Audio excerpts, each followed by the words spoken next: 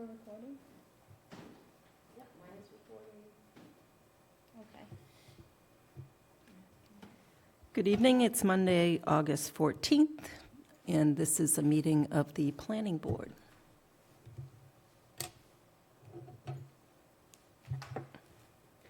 The Planning Board is now in session. The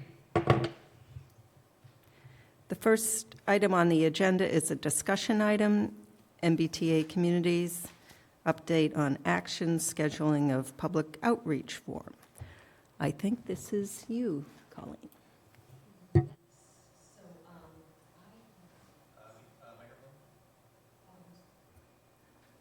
Better? Alrighty, so let me see if I can find here. I just had something up.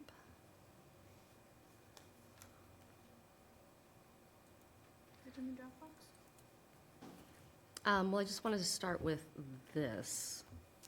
But, so as far as the MBTA communities, I have been in touch with Lily, who is our engagement coordinator, and she is already booked for the Wednesday that she said she was free. The 27th, yes. And I'm not 100% sure if she'll be able to be here in person, but the 21st of the week before, which I think is a Wednesday or Tuesday? I didn't bring my calendar with me. Maybe it's the 19th. I'll grab my thing. I left it in the office. I was running late. September?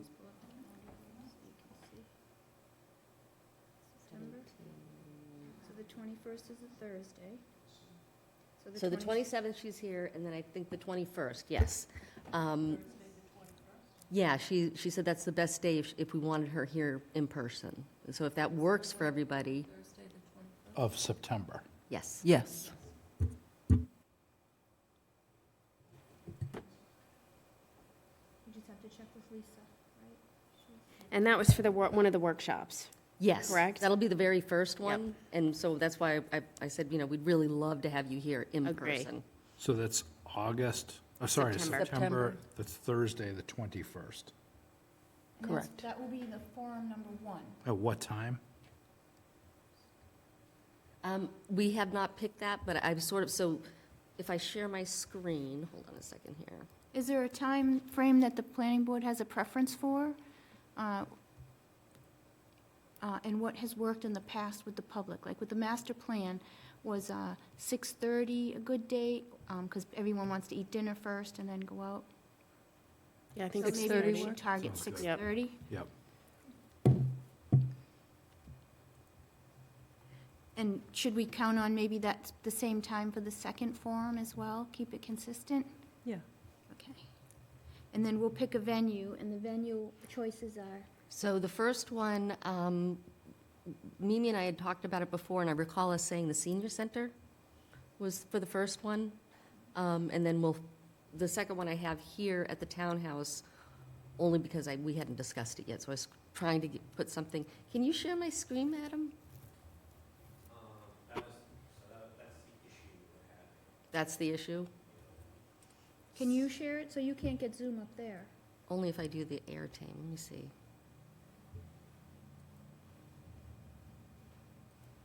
So one of the questions is whether we should have this videoed, recorded.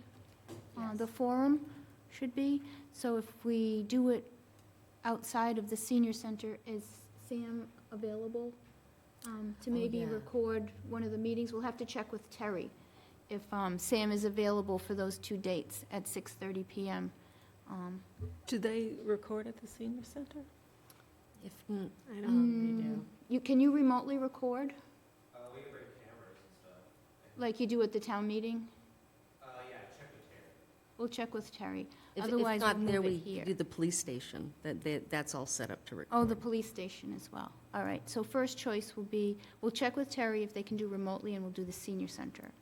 And, because it's nice to keep it consistent, so the people know where to go.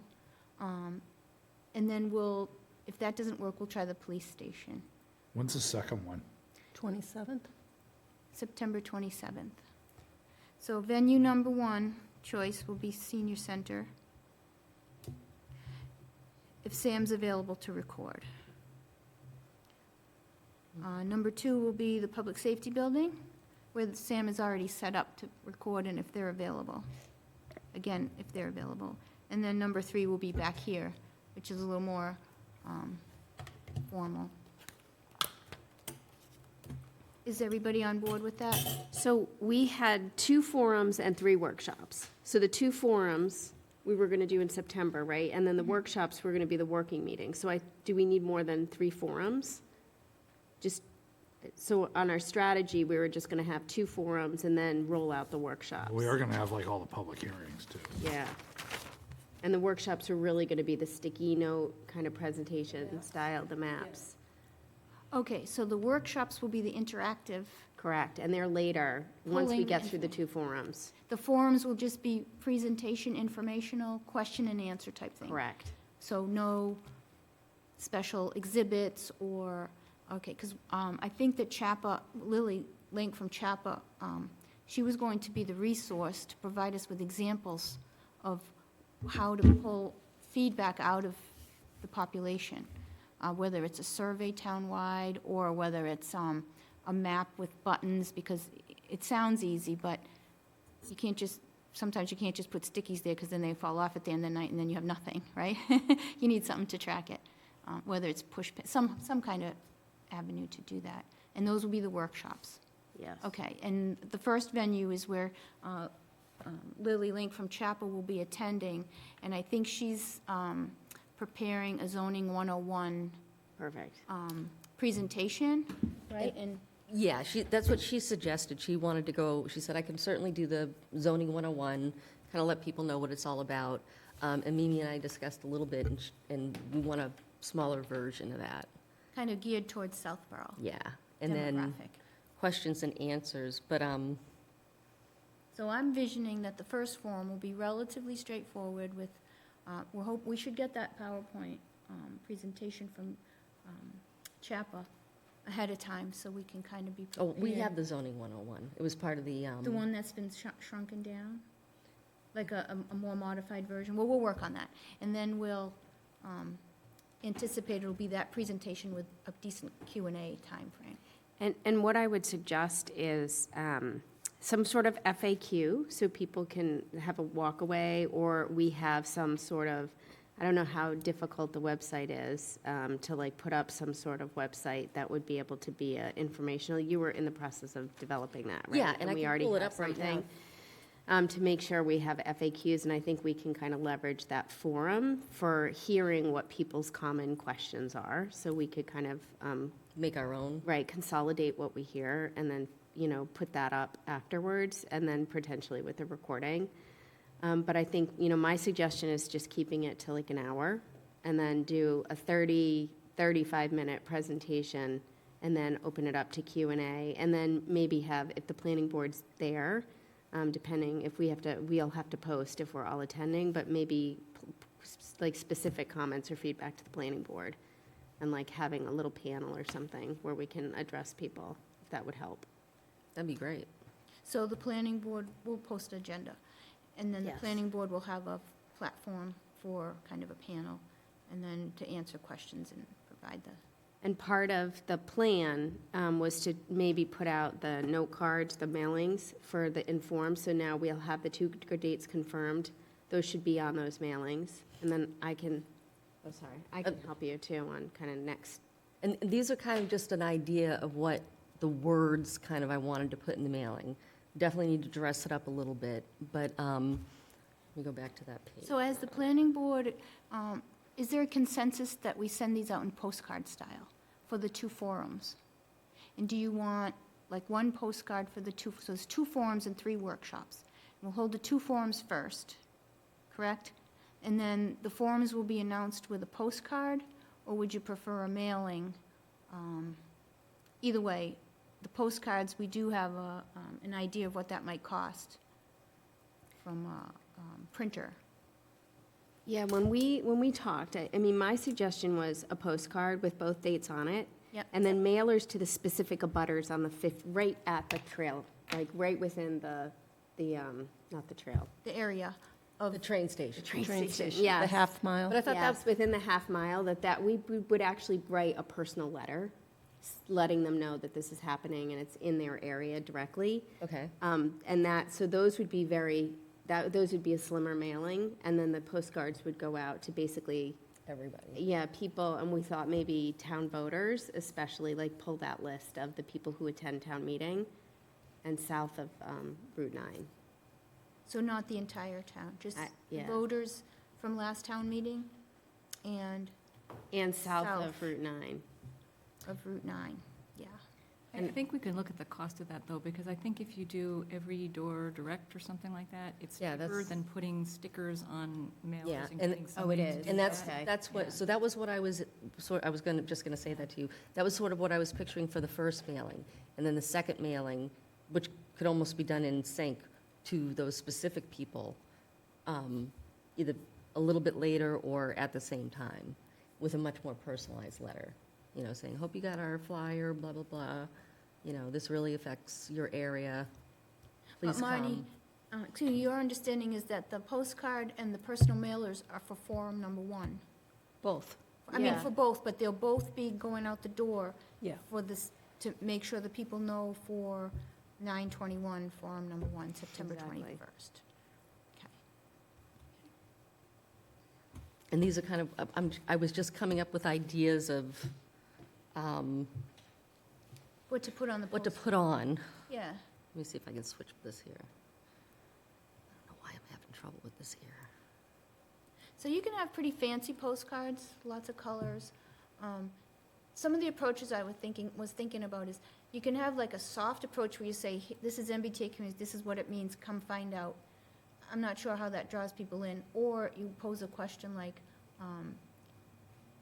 where do you think you might, where would be the best, where do you think the best place would be? Like, something to draw people in, not just like, if they just see a flyer that says MBTA communities, this is what it means, they'd be like,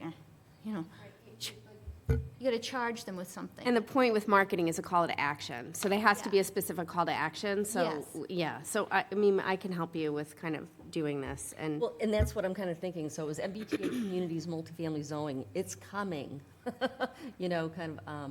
Help us make this happen and come to our information sessions.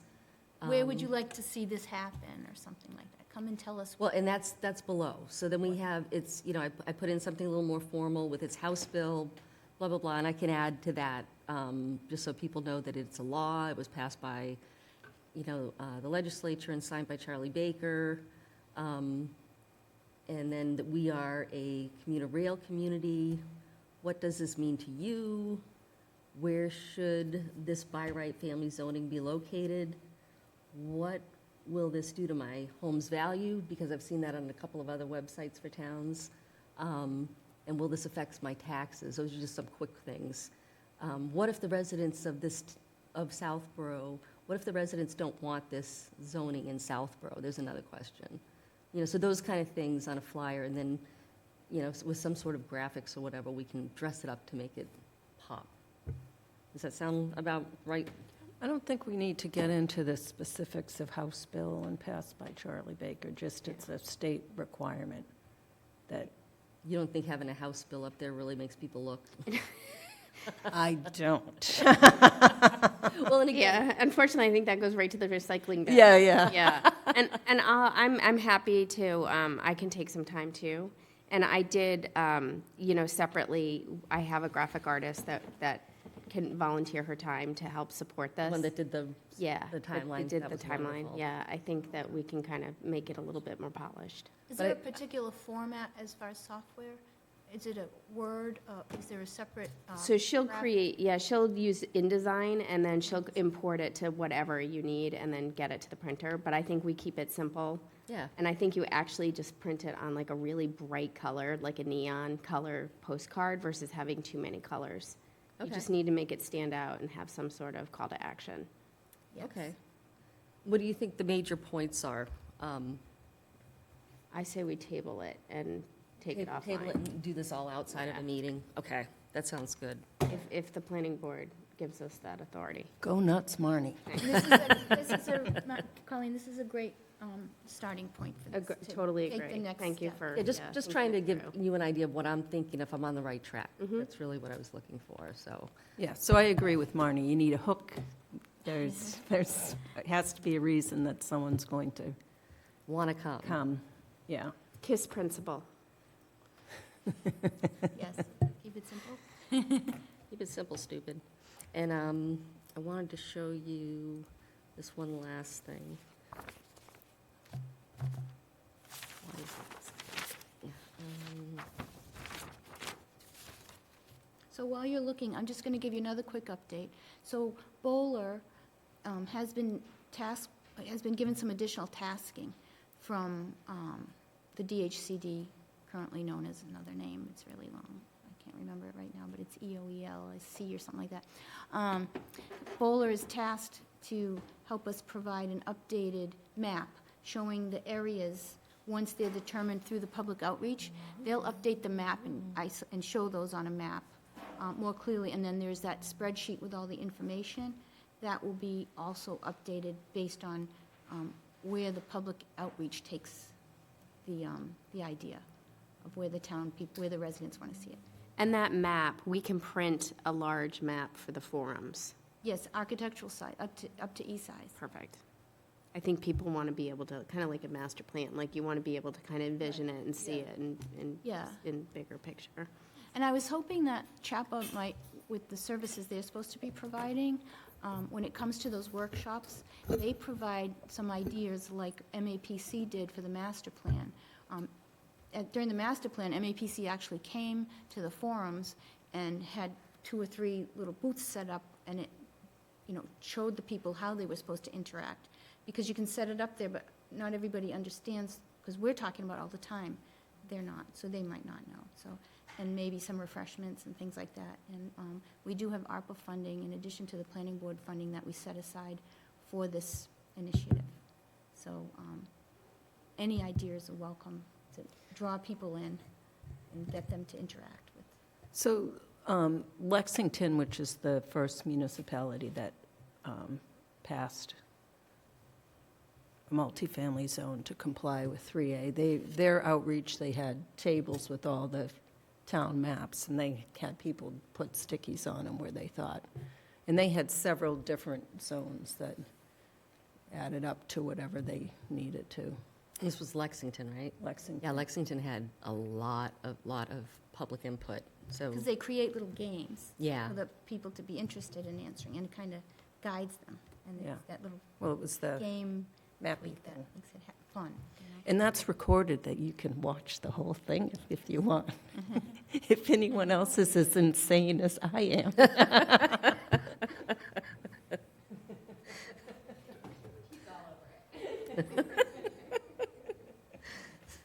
So the PowerPoint that I wanted to just show real quick was the original one we had with the timeline, and we've sort of doctored it up a bit. And this is the zoning 101 that I got right from Lily Link at CHAPA, which we don't really need to go through a ton of it, but here's basically, these 2 pages are really basically what she's going to be talking about, so it's not much. And then she can help us with the rest. I thought this was a good version of a visual for zoning. It's kind of hard to find things that show zoning. So this is part of her 101. So this will be very fundamental to the MBTA community. Yeah. It's a very beginning, yeah. And this it explains, the restrictive zoning. We can doctor this up anyway. These are really just pre-prepared. Why did it pass? Let's see. Zoning makes sense for Massachusetts. There's little videos we can do. Multifamily housing. Trying to think what else. And this whole missing middle is really the core of what we're looking for. Which is what we found in Southborough on that residency site, that we already have a lot of this, which is shocking. So I think it's a good point to We get have across. some that we didn't know we did, but I wouldn't say a lot. A lot more than I thought. That's a valid statement.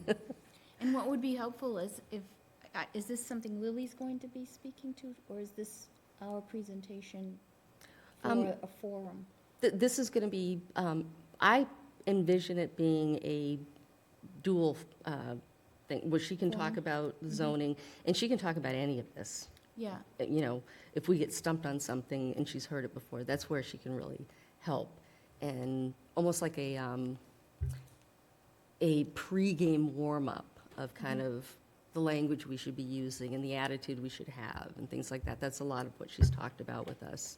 so I think that when you show a slide like the missing middle, that we should be able to speak to that, because we look at it and we kind of understand, but what is that? You know, I mean, people see this and, okay, that's great, I see small, bigger, bigger, bigger. It's a little bit like explanation of that, and then, like Mimi was saying, how is that in Southborough? Like, to you, it seemed like a lot, to you, it's not a lot, but so what does it mean to Southborough? Where are we at? So if we could be prepared to. Well, and just so you all know, this whole missing middle, I was a little shocked, was done by, was it AARP or AAA? It was AARP, for people that were downsizing. And they've sort of, one of the webinars that I went to with Lily, they had the gentleman from AARP talking about it. And it was fascinating, you know, how everybody wanted the single-family houses and, you know, but it's so restrictive that you're really taking up all the land. And that's where the price is. Land value causes everything to go up. So there's a lot of information behind just missing middle that we can pick and choose from. What else do we have here? And then we have the Southborough sort of examples. And also, Colleen has started setting up that MBTA Communities web page through the planning board website. So it does right now have links to like mass.gov, what is MBTA, and some of those types of things. So we can probably I'll put a pull it link up to real this quick. PowerPoint, or the flyers should be linked up there. So is there a slide in there for what if we don't do it? I can add that by, so there was a letter from the Attorney General that came out. I'm not sure if you guys were aware of it, but we got it. It's in our files. It basically was saying that, you know, it is a law and it shall be conformed to, and could be some legal actions if towns choose not to, Such as? such as lawsuits. But nobody's done it yet either. Yes, they have. Town of Holden. Suit was just filed against them because they, Oh, it did get By filed. the yes. state? Would be the Attorney I General. think it was by the town, I thought the town was suing the state. Oh, the town's suing the state. No, it was a resident, somebody, And this is our young gentleman that's going to help us. And he's got a lot of information. Just He's- identify yourself. Thank you. Good evening. James Nichols, Royally 94 Main Street. I was reading a bit about this. So the lawsuit was brought against the town of Holden because the town select board and their town council is arguing that the sections of the law that take away grants from municipalities that don't follow this law allows them to just withhold the changes to zoning, and in turn they will not receive the funding from the state. But the law says municipalities shall, you know, I'm not a lawyer yet, but from my understanding, it's the legal requirement. So potential residents, someone who's interested in moving in, a current resident, and a group who I believe is called the Central Massachusetts Housing Alliance have all brought suit against the town of Holden. There were rumors that the town of Holden would sue the state first, but from people I've heard, that was immaterial. The town of Holden is not planning to countersue the state. So just to read that back to you, it was a resident that sued their own town Yes, with the support of some outside group? yes.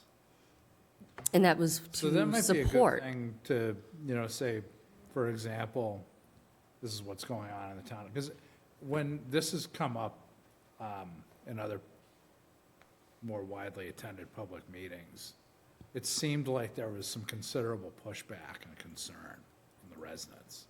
So I think it would be prudent to put it out there like, one angle that I always take with these things is it's better to control what we can control before it's forced upon us. Got it. And that could be, you know, a theme that makes it a little more palatable. Yeah, thanks a lot. Thank you. So is there anything else I can add? That's most of what I know about it. You're going to be here, right? So, okay. And I don't think it's outside the realm of possibilities that down the road, developers would sue towns that wanted to build multifamily housing, but the town didn't supply a zone. Well, and just so you know, I got a call from a developer, and he was like, "Hi, Colleen." I'm like, "Who is this?" He was a developer that I worked with in the past in Chelmsford, and he saw the lot down by the train station that was up for sale, and he said specifically, "Will you guys be putting MBTA zoning there?" And I said, "Most likely, because that's the train station." So, and he's actually talking with the gentleman to buy it, to do something with that when the zoning does go through. So there's interest out there. And I think we all know that it'll probably get built here.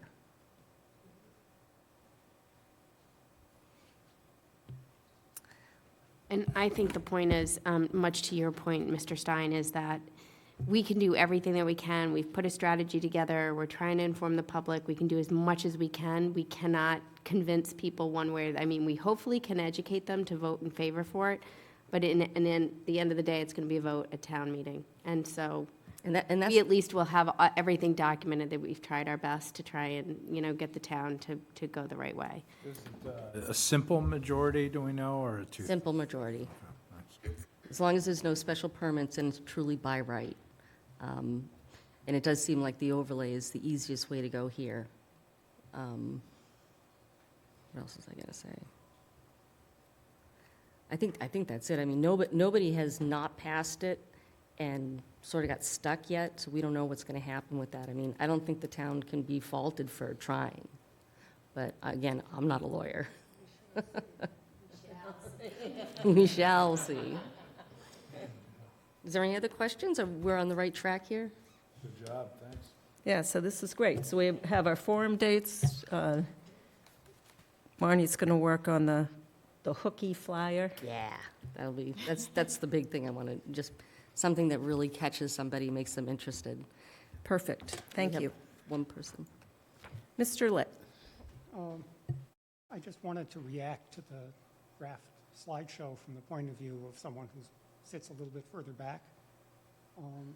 I thought that certainly there's a lot of information in there that's useful, but I think in terms of organizing it, you really want to focus on what changes and what's driving that change, and have the, educational, what is zoning, what do the pictures look like as backup that you can call up when people have questions. Because I think if this is too long, people will tune out, and I think if the things to talk about, what's changing or what the impact is, are too late, people will be asleep when you get there. So just for what it's worth, I would think about organizing it in terms of, driving the attention points first, and by all means, don't throw out the backup material, but make it backup material. Don't make people sit through it up front. Is there a map that shows the half mile included in? This is the slideshow that we used before, isn't it? This is the one I've been throwing things into, and I'll be taking some out. Oh, I'm sorry. This is the one that I've been putting new information into, per Southborough. So, Are the old slides in this slide? Did you remove any of the slides? yeah, this one does not have the timeline, I don't So think. does it have the one with the radius of half mile around the? That one we railroad? have, I can, obviously I can put it It's in. in I think that would be helpful, too. Okay, so, we'll put that one, Half mile radius slide. locations. Because that's the one thing we know, there has to be 10 acres in that area. Yeah. The rest is up for grabs. Right. Add this. Which is 20%, Is there anything else that, right? The 10 acres represents 20%? 20% of the 50-acre total. Yeah, just recapping, so I remember. And I don't know if you wanted to go into the affordable housing component of it unless it comes up.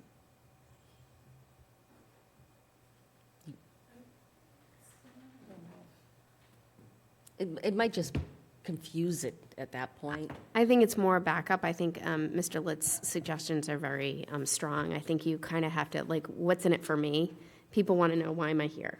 And so I think you have to just be really focused on how it will impact them, and, you know, what would happen between now and when it's passed. And I think being able to kind of refine that at a high level, showing the map of the 50 acres. I would actually show 50 acres around the train station. I would show that that was the original. We now only have to deal with 10 and then find the other 40. And so that's where the future forums will be focused on, is to make sure that the town gets their input. But we really don't have an opportunity to change the 10. So I think you have to be really clear up front. That's a good Right. point. So there is an opportunity to lay out that 10 within the half mile. Oh, really? Yeah, we can put that wherever within that half mile, because there's far more than 10 acres Oh, within a okay. half mile. And I think that, did the Bowler plan already represent that 10 acres around the railroad station, Colleen? It did. Yeah, so we have that already. But you're saying that it could be laid out anywhere. We only have one Yeah. rendition of it. Yeah. Okay. Yeah, So I We think have it's an actually one option exists. So, Is the state doing any assistance in terms of feasibility with impact to traffic and schools? So there's a lot of Services. information on that, that's, like Marty said, backup information. The feasibility that they'll be doing is if you want to do 20% affordable.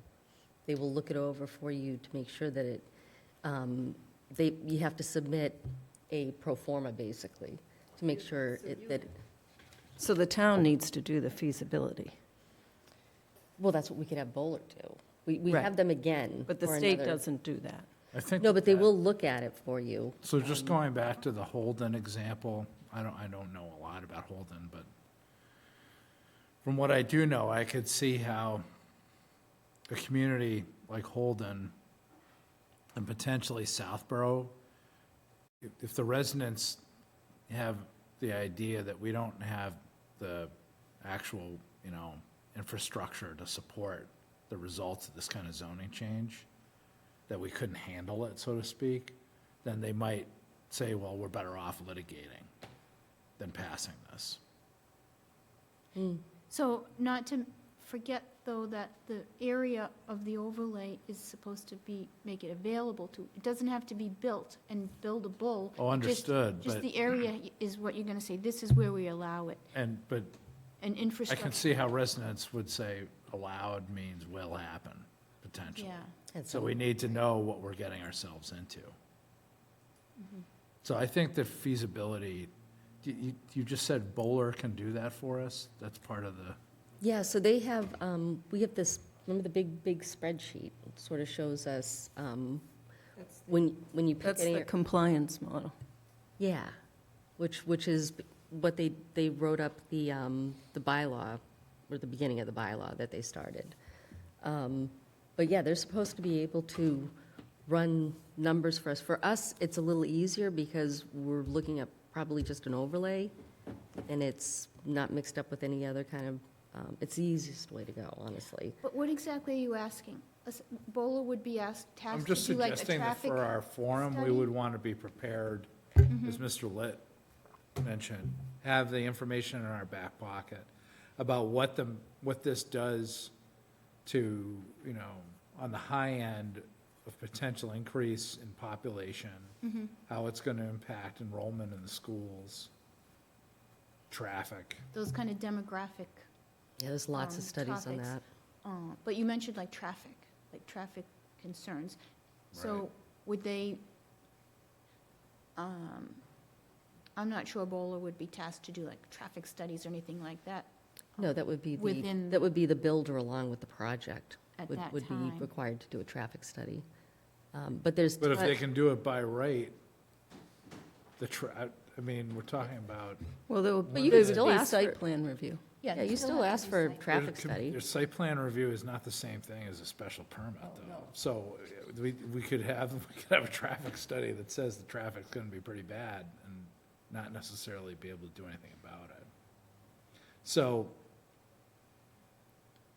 I don't know if there's a way for us to do something along the lines of, so we had the strip on Southville. If that got built out to the zoning max, what would that do to traffic on Southville between What- the hours of 7, 8? I see what you're saying. Yeah. So you say, here's a max build-out potential, here's worst-case scenario, and I hate to use the term worst, but build-out scenario, assume this, once those areas are defined, maybe they could do something like that, but Bowler, I'm not sure they have a traffic engineer on board. That's a specific thing for a traffic engineer. Right. Ironically, of course, the point of this is that they would use the MBTA. That's what I was going to Yeah. tell you. They'd all walk. No I one would even have a understand car. However, the Reality, reality is. Yeah. Right. yeah. I do have a ton of studies that are out there on multifamily with children in school and certain multifamily counts and how much traffic they add, because not everybody leaves at 8 AM. Not everybody works. Two-bedroom houses usually have young children, not necessarily in the school system. And those have been around for years, and there's always new ones coming up. So we can certainly have that in our back pocket. So I think the studies on multifamily housing and school population show that they don't really affect They the don't. school population. No, and we had a 32-unit condo that went up in my hometown, and everybody worried about that. And the gentleman that was doing it had built the same building in a few other towns, and they asked him, they said, how many children have affected the school system? He goes, geez, I don't know. He came back after looking at all his buildings, did probably about 15, 0 were school-age kids. I was shocked with that one. I thought there'd be a few. Well, Madison Place, how many units are there? 200 or something? And there are 14 kids. Yeah. And enrollments are going down, so this might actually be an even Steven. So, but we'll find those reports, absolutely. I think the concern about traffic is valid, because you can imagine with the, in addition to dwelling units, you're going to have a buildup of services and shops and other areas, things in the area for people to do, and restaurants and things like that. So, I mean, that's the point of this, is making a community where people can go out and get a pizza, walk around, grab a bite, go to the train. And so I'd be interested to know, is it, because I think people are going to ask about it, right? I think that's it. It's not really a concern. I think these areas can be very vibrant. But I can imagine that there's going to be shops and restaurants. And then what about parking and things like that? It's just part of the consideration of what else goes with, because it's not just going to be a bunch of houses. It's going to be other things built up in the area. If a developer can build something and people are there, they're going to build it, right? Well, that's something, we don't have to allow the mixed use, as long as it's family by right, multifamily by right, but they do allow you to use the 40R, which does that, the mixed use and the multifamily. That's, I believe, a different zoning, but I would really have to look into that. I wasn't sure that Southborough would be akin to that.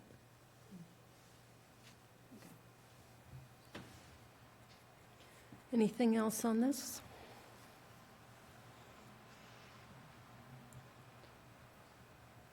Any more comments or questions here? Did we miss anything, Adam?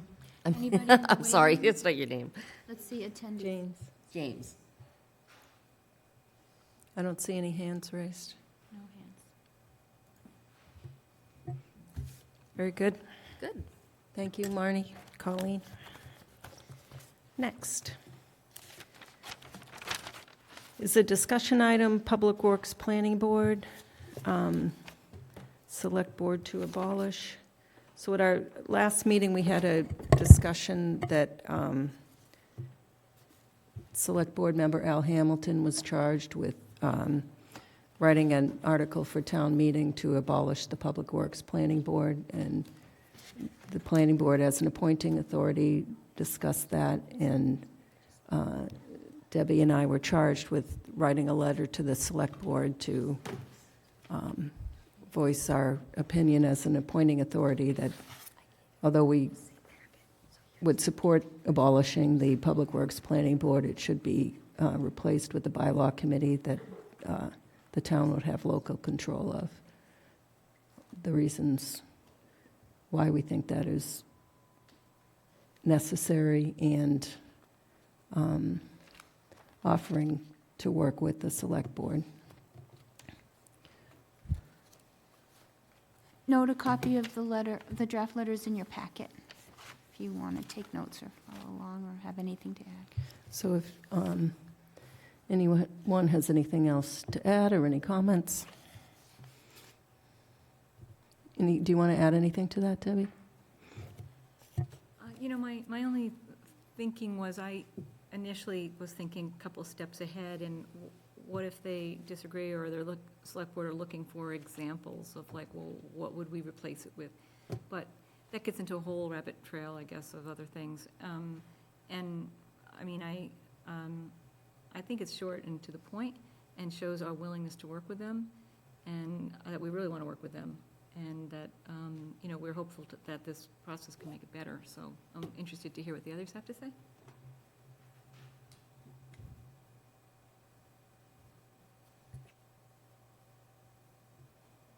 Mr. Stein? This seems like a well-crafted letter that spells out, I don't see anything in here that I disagree with, so.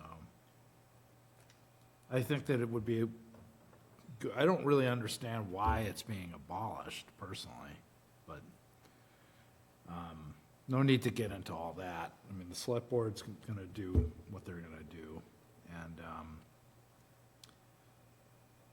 it does seem to me that based on the history of the Public Works Department, it would be good to have some sort of second set of eyes on the goings-on. So I agree in general with the concept that if we abolish the PWPB, it should be replaced with some other body. Thanks. Ms. Houlihan? Yes, so thank you for drafting the letter. I think, again, it's to the point. I think it brings up a lot of really good points. I don't necessarily think you need examples of why. What I would say is that you should, as we've learned in sending communications to the select board, they tend to ignore those communications. So I would have like a call to action. Like, we'd respectfully request response to this letter to offer assistance by X date. And then, because I think we would need to know if they're not going to support that, if we would need to put forward a bylaw article to, if we would even be willing to, as a planning board, to put something in to replace if they're going to abolish. If I could just add to that, I think I've mentioned before to this committee and to the public that there's a lot of, in addition to a lot of loose strings, let's say, of the Public Works Planning Board, because the Recycling and Green Technology Committee was rolled into it and other things like that. The idea of this committee really predates something that Massachusetts did years later, actually. And there is a section of Mass General Law that's Chapter 4169D through G. And instead of Public Works Planning Board, it's a section called Boards of Public Works. And although that doesn't really pertain to us, it's probably, it's the wording, I think, that's there that other towns could use or lift or take the whole section like wholesale. But one section that stood out to me is that the board powers, this is the Boards of Public Works. The board's powers are with reasonable respect to duties of the DPW.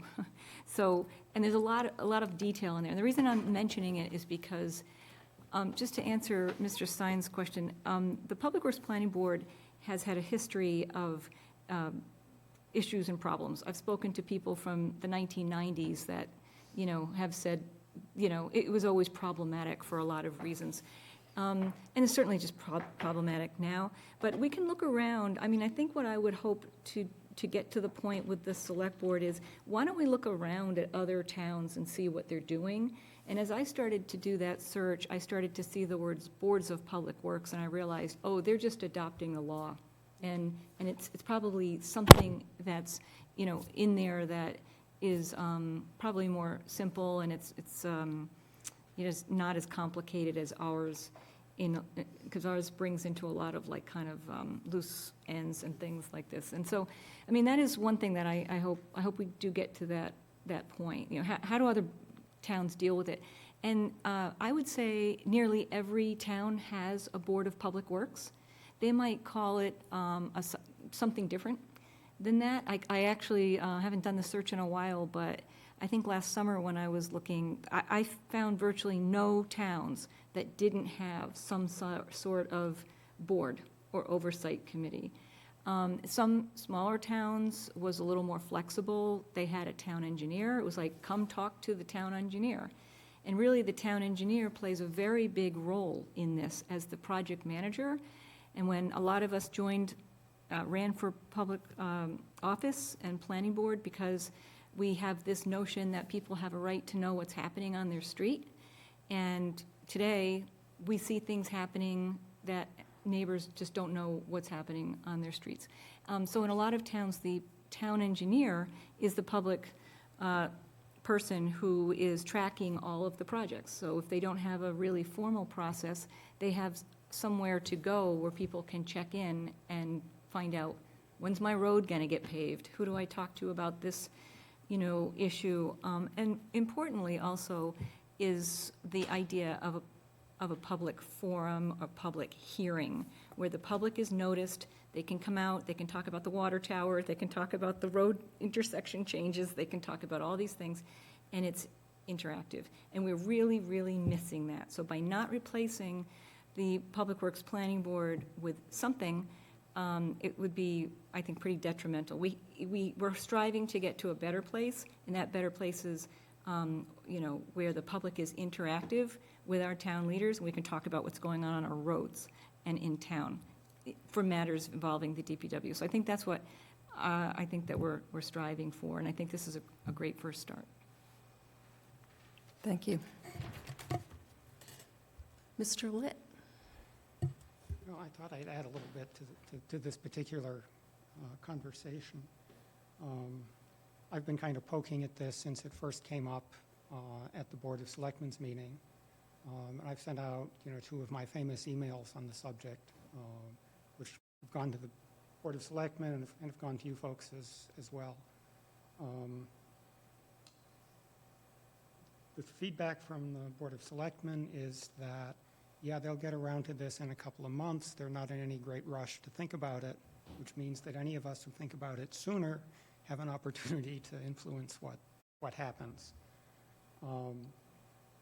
The second note that I sent around included a very short, 6-slide discussion of what's going on and sort of why. And I'd be happy to go through that with you. I know Karina has a copy, or I can project it.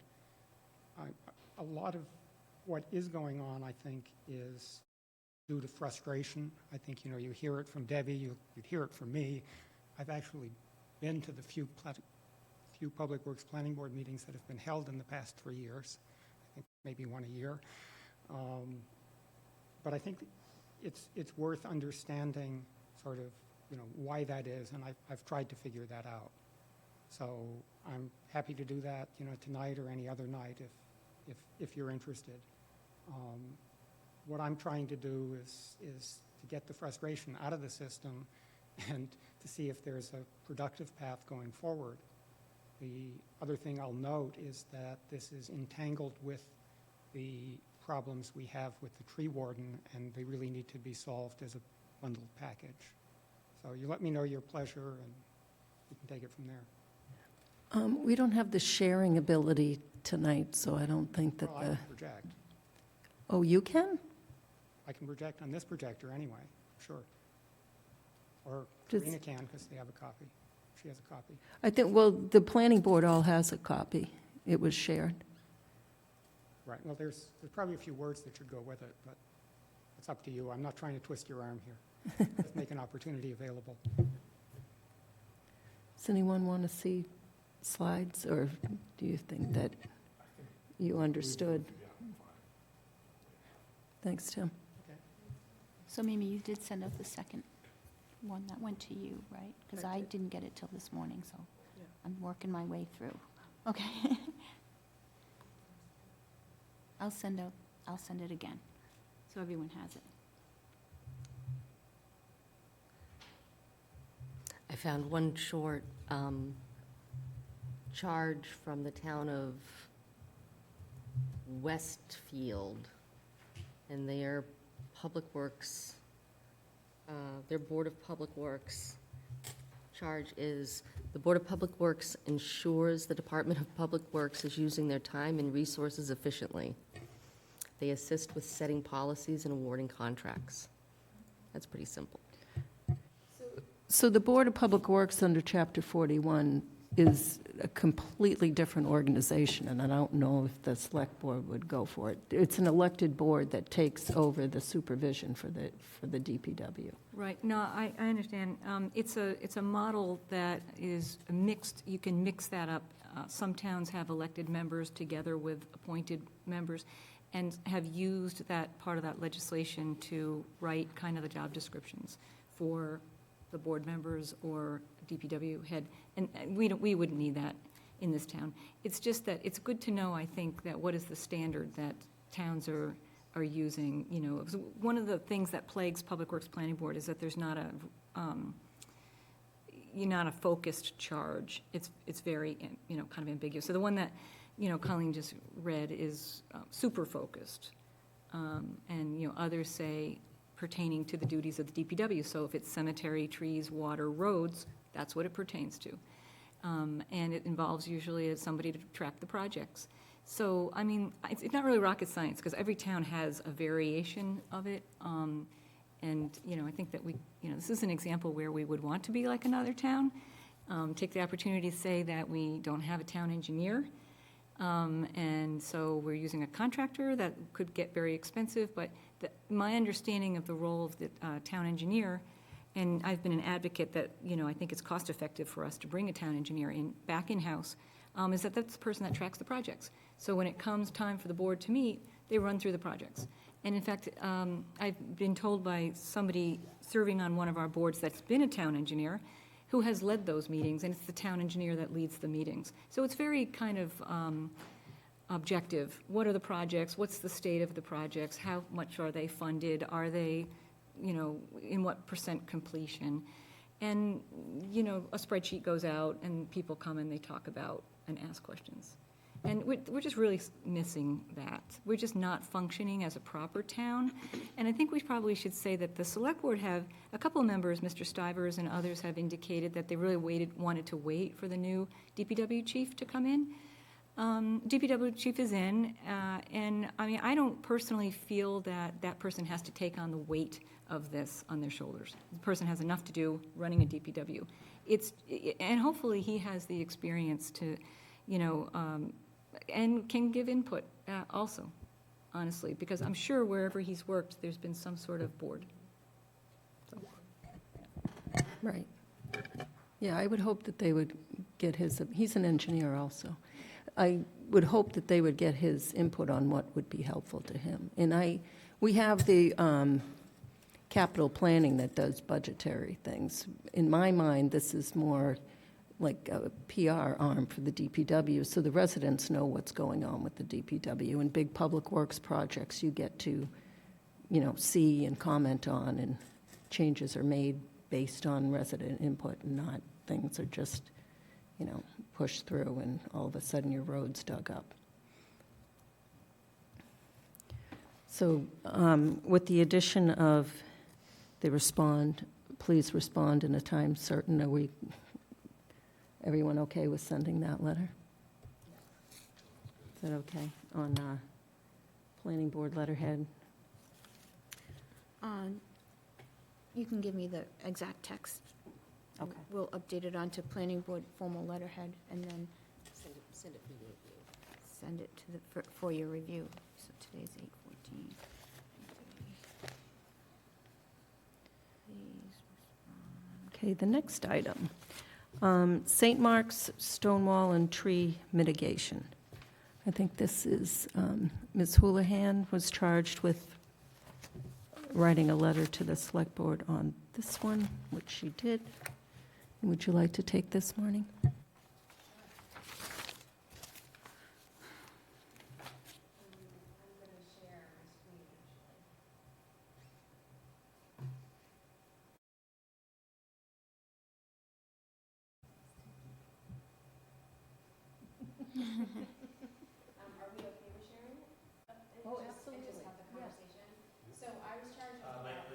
Sorry. Thank you. I was charged, or I volunteered to write the Southborough Select Board letter from our July 11th meeting, expressing our concern that we haven't seen any plans. They originally said they would allow us to do major site plan. Town council advised them that we did not need to review the site plans for St. Mark's Triangle.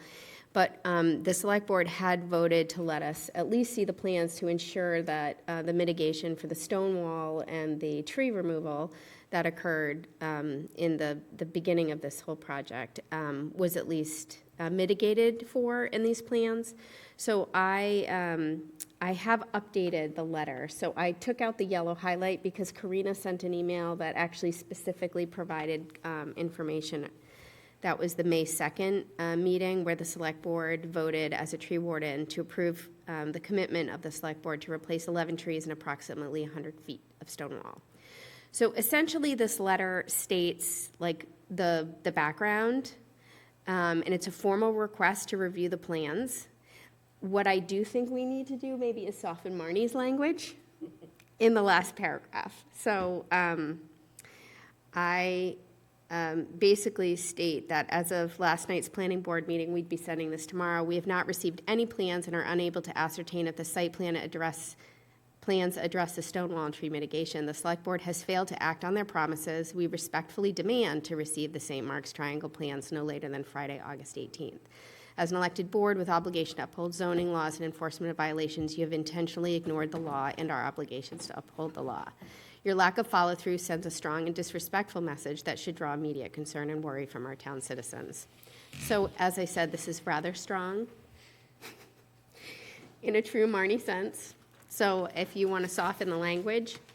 But I do think, we've made our statements public multiple times, and there's still been no action. So as we all know, on the May 2nd meeting, they voted to make sure that we would see the plans. On May 23rd, Ms. Cook at a select board said that they would submit the plans. Her exact quote was, Ms. Cook stated plans are moving forward with the park, noting the documents are complete and ready for submittal to the planning board for major site plan review. That was on May 23rd.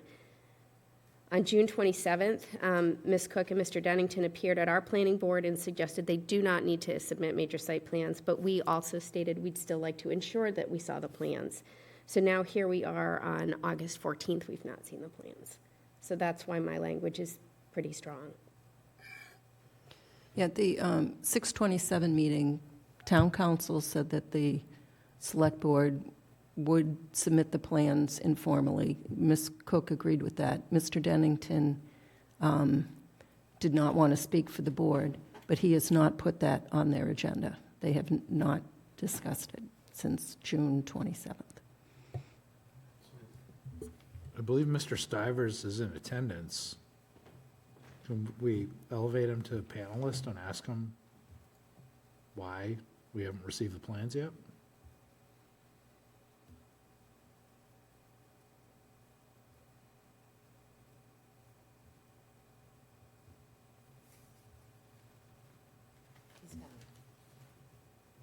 Sorry to put you on the spot, Sam, but No problem at all, Maybe if Jesse. you The can help simple clear answer this is I up. don't know. I remember the conversations that you refer to, and I've not heard it discussed at a select board meeting, but I can certainly inquire. So I don't know of any reason why we haven't done that, but again, I've not heard anybody say anything more about that. so, thank you, Sam. Appreciate that. Sorry, not really an answer, but that's all I know at this point. No, So- it's better than not having any input at all, which, you know, right now, we're operating in a little bit of a vacuum, and it's a little disconcerting. So it's hard to say, you know, what, how this language should be changed for me, because I don't disagree with the paragraph in principle. I don't know. And I know you're giving me that look, but I agree with it. We've had this discussion, We could maybe we've add, tried to be nice, and it just haven't worked. And additionally, just as an aside, the bids that came in for the park were twice the budgeted, so they're being rebid. So there's time. It's not like we're slowing down the process at all. Additionally, it was concerning, they were talking about, removing the trees from the bid and seeing what shrubs and trees has left over at the end of the year, which would not be trees that are compliant with our town code. So this is getting worse and not better. So I agree with the language. I agree with the language, too. I think it's very well written, Marnie. I know of no example in town, so I'm just going to use myself as the example. I've served on recycling committee and master plan for a little bit, master plan implementation, zoning board, and now planning board. There's a couple of members of committees here, Southborough Accessibility and Technology Committee. I know of no committee that's been given and told what they can put on their agenda and what they should be, what purview they have.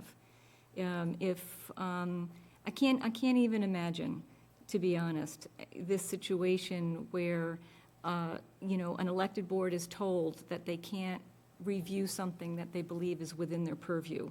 It's just a ridiculous situation. In the second paragraph, I actually would like to add some information that we disagree with town council. It's fine if that's the way select board feel, that town council advises that we do not need to have the plan for major site plan, but I do think we should note that, well, we disagree. And under any other circumstances, we would get that plan for review. And who is the select board to tell us that we can't review a plan that we think is within our purview? And we don't report to them. We're an elected board. So I actually think in the second paragraph, we should make it tougher and fight back that point as well. Maybe that detracts from the overall message, which I wouldn't want to do. But I think that we should state that we disagree. The reason that we're in this debacle, of course, is because the oversight was lacking. Is because the necessary boards and committees didn't have the opportunity to give input. Even the dysfunctional ones, such as Public Works Planning Board, which could have held public forums, public hearings, didn't have the opportunity or wasn't meeting. There's this feeling that the select board's just going to take the ball and run with it. That's why we have boards and committees, because we all have our own purview. So there might be a technicality, and maybe Mr. Tallerman is correct, but that's still not the right thing to do. I think that we need to tell them that's just not acceptable. So I think, to soften it a little bit, though,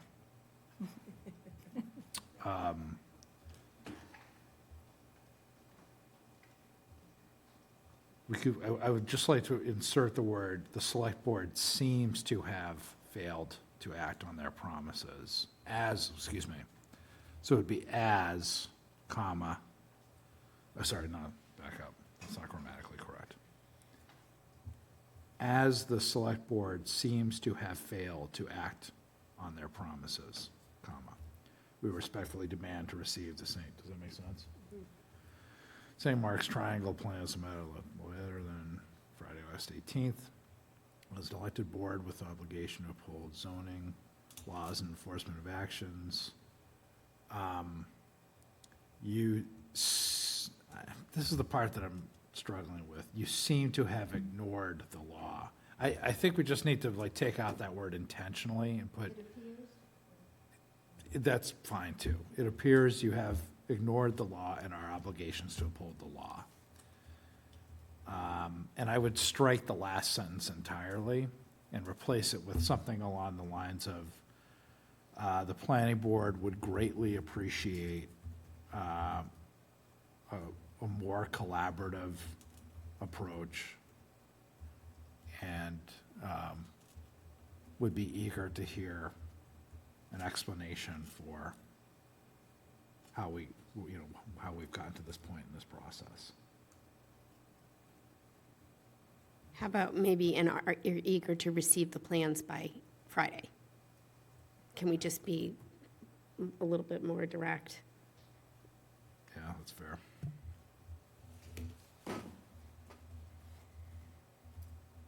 Debbie, did you want me to add in your language, or at least you want to read it?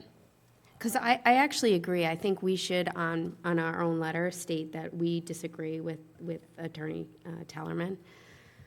Well, Attorney Tallerman made clear that he was speaking to advance the opinion of the Select Board. They can have their opinion, and they can seek counsel. But I'm just saying, my point, and I guess that just stays with the committee, I guess we don't put that in the letter, but what board or committee is told by another committee what their purview is, especially one that we don't report to. So, I really think that we should just say we respectfully disagree, Right, that we have the purview. I agree. And I think, Mimi, you've made that clear in several meetings. So just a statement to that effect would be fine.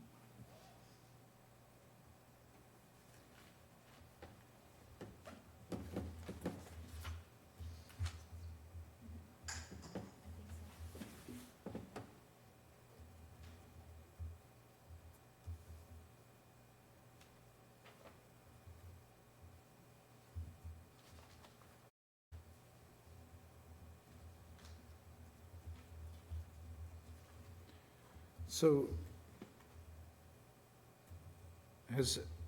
I'm kind of directing the question to Mimi and Karina. Have either of you had any communication with Mr. Purple on this matter? Has there been any attempt to discuss this, on a town administrative level?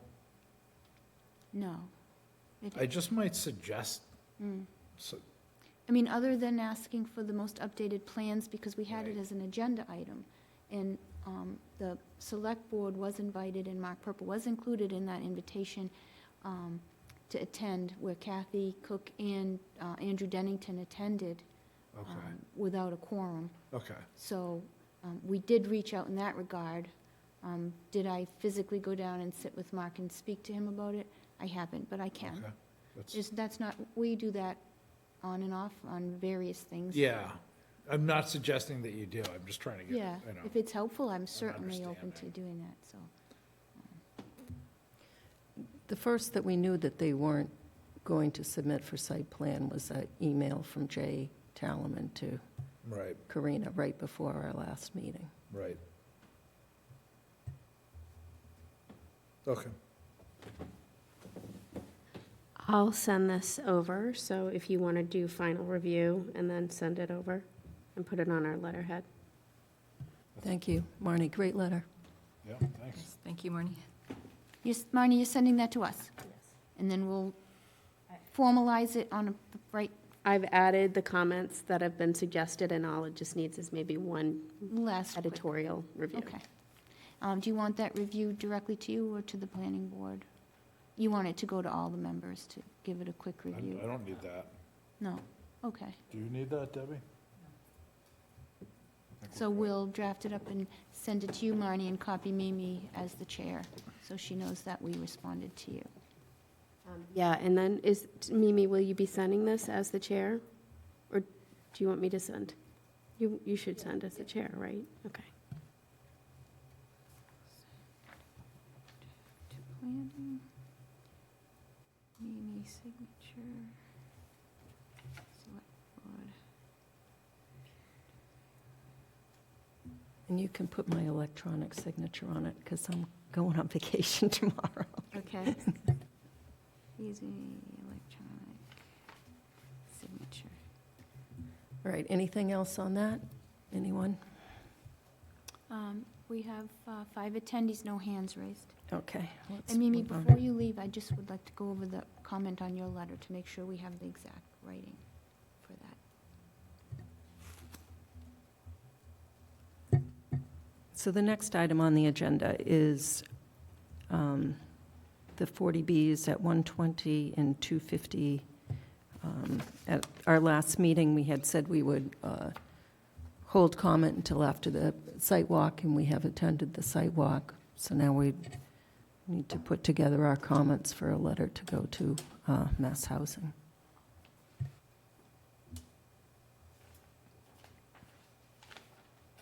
Can I just ask a question? Are the dates still the same, or have they postponed the 250? Do we know that by 14 days because of the revised plan? So we received that email, copied from Mike Ferris, but I don't know if they've submitted new plans to Mass Housing. So I would say that we comment on what's before us, Okay. and then if something new comes along, we can comment on that. So the date's still the 18th, as far as I know.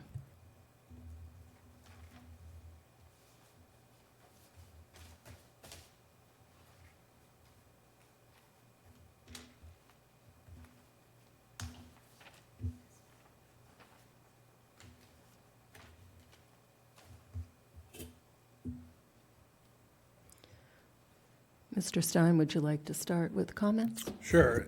Well, actually, the stewardship committee chair,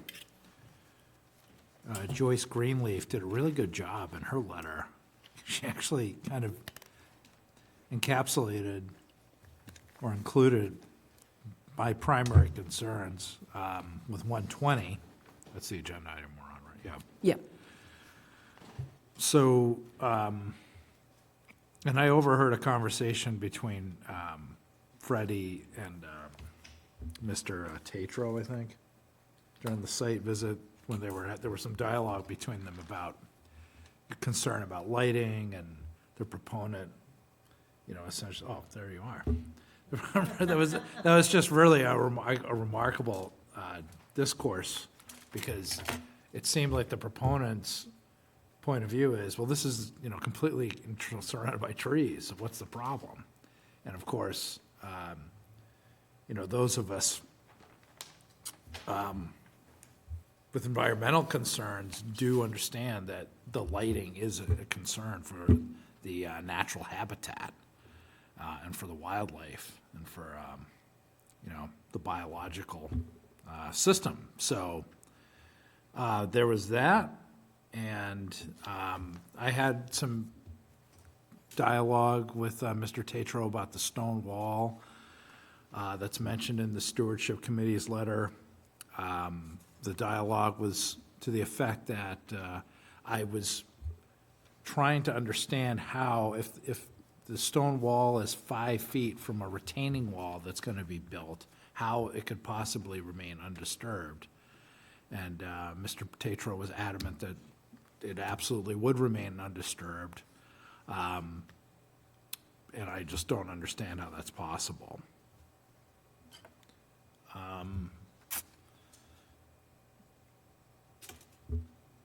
Let's see. Oh, and then I had a brief discussion with Dave Ferris about, asking if they would have a willingness to put a conservation restriction on the areas that are going to remain undisturbed. And Mr. Ferris at the time said he would be amenable to that. So that has not, been discussed in any public forum or meeting, but I had a positive reaction during the site walk.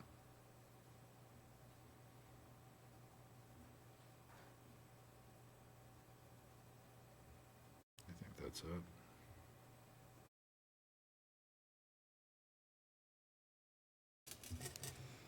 Ms. Houlihan?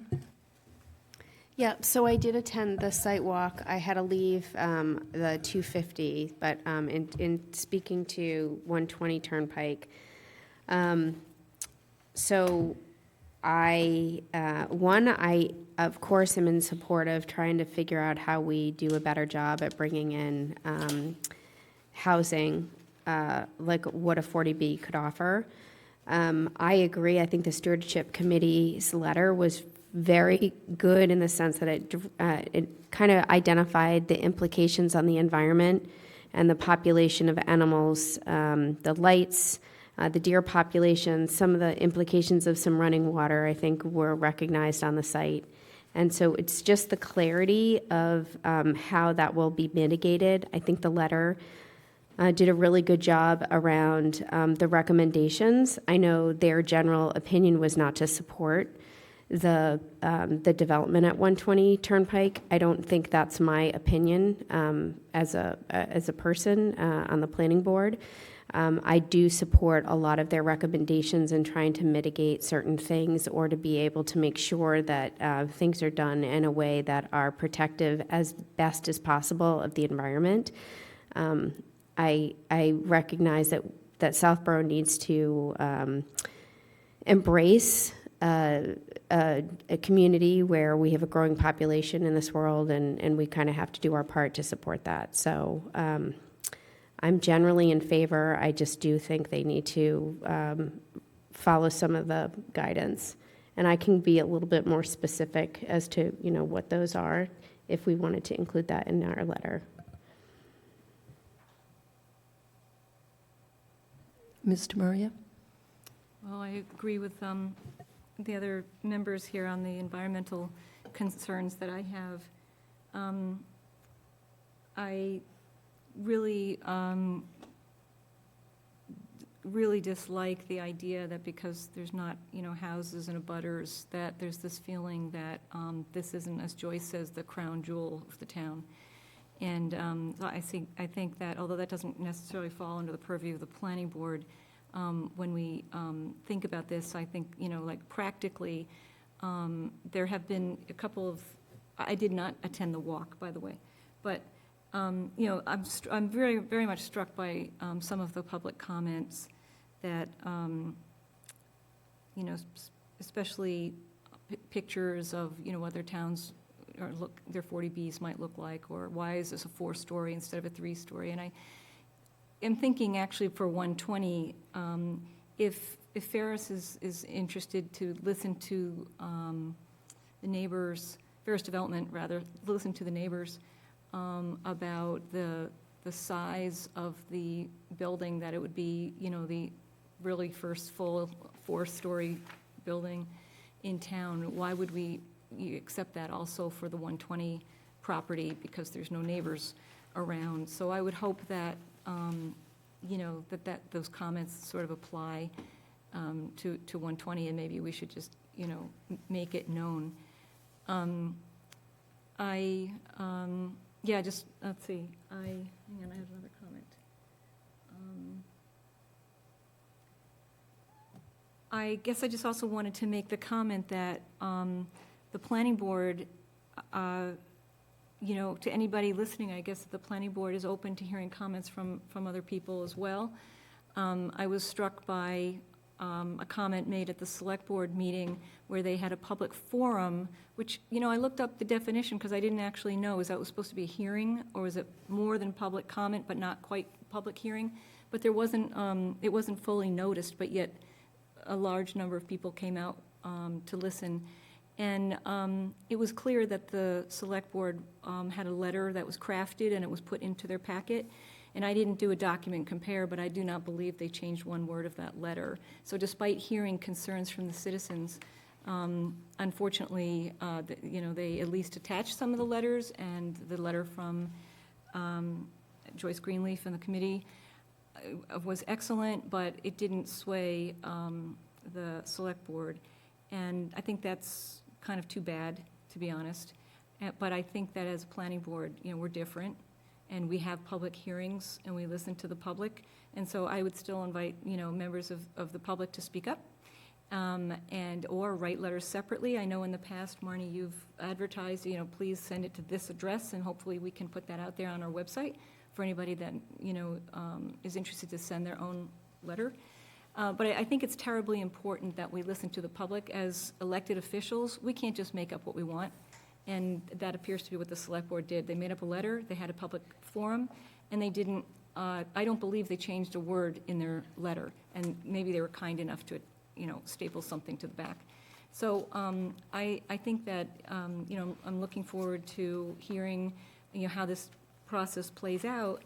But I just really urge the members of the public to, think about this is, not just in your backyard, it couldn't maybe, but it's in an area of town, for 120, that is there for our enjoyment. And the town worked very, very hard, and this board and others worked very, very hard to make sure that, the abutting Breakneck Hill is there for everybody's enjoyment. So I do worry about that. I did send one thing to the board having to do with an old plan from way back when. I think it was before any of the A&Rs happened. And, I had questioned whether or not there was an abandoned road or a little tract of land.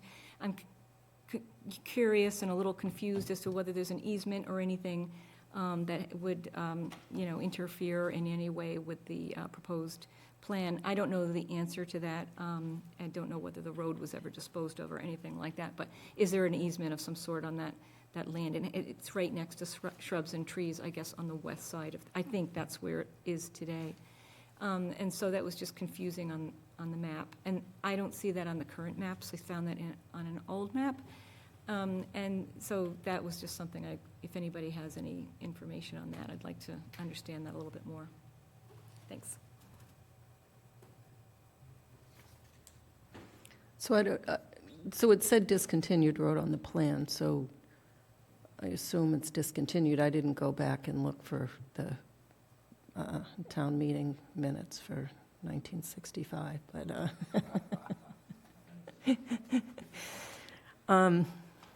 thank you.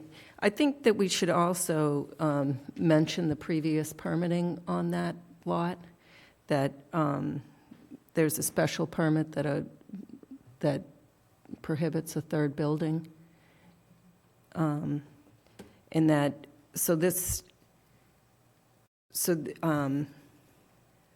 aside from there can't be a third building if that lot remains one lot. It couldn't be part of the 40B because you can have ancillary non-residential development, but the two office buildings are a dominant use of the site, not ancillary, so that portion has to somehow be separated from the lot, which would require them to somehow amend their special permit because it was based on that entire lot. And there's no frontage, so it can't be an A&R. Even under 40B, which would allow the Zoning Board of Appeals to waive local regulation, there's a state statute for a 20-foot frontage. So I think a subdivision needs to be done there, and I guess that can be done through the ZBA also, but just that should be out there that this process is there are other steps that need to take place. It should, I think, should also be mentioned that, and everyone said it, that it abuts one of the most significant open space parcels in the town. And that residential parcel on that lot was also intended to be preserved as open space in a condition of a prior site plan. It was going to be donated to the Conservation Commission. And although the work wasn't, that was when they were going to put the parking garage there. And the work hasn't completed, but they did start it. They did some walkways, and so they have utilized the site plan. So they were supposed to give that to the Conservation Commission prior to the expiration of the site plan, which was in 2019, so it would have been in 2020.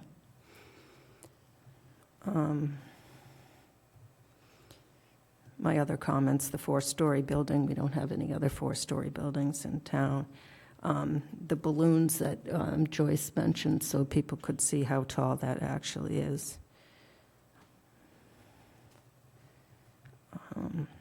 And that video that was on the Dropbox, that was a stream that goes right through where that building is supposedly placed, and that they didn't want us to walk during the site walk.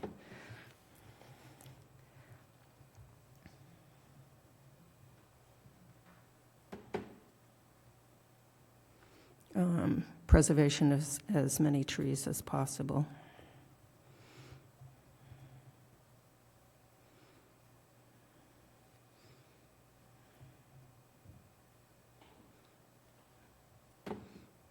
Anything else? So those are all comments regarding 120? Yes. Okay. Who's drafting the letter?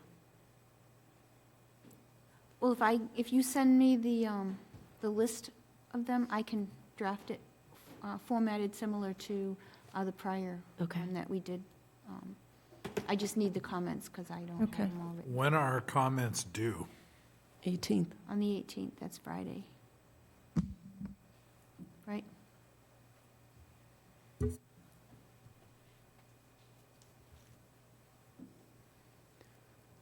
So, do you need each of us to send our comments individually, Karina?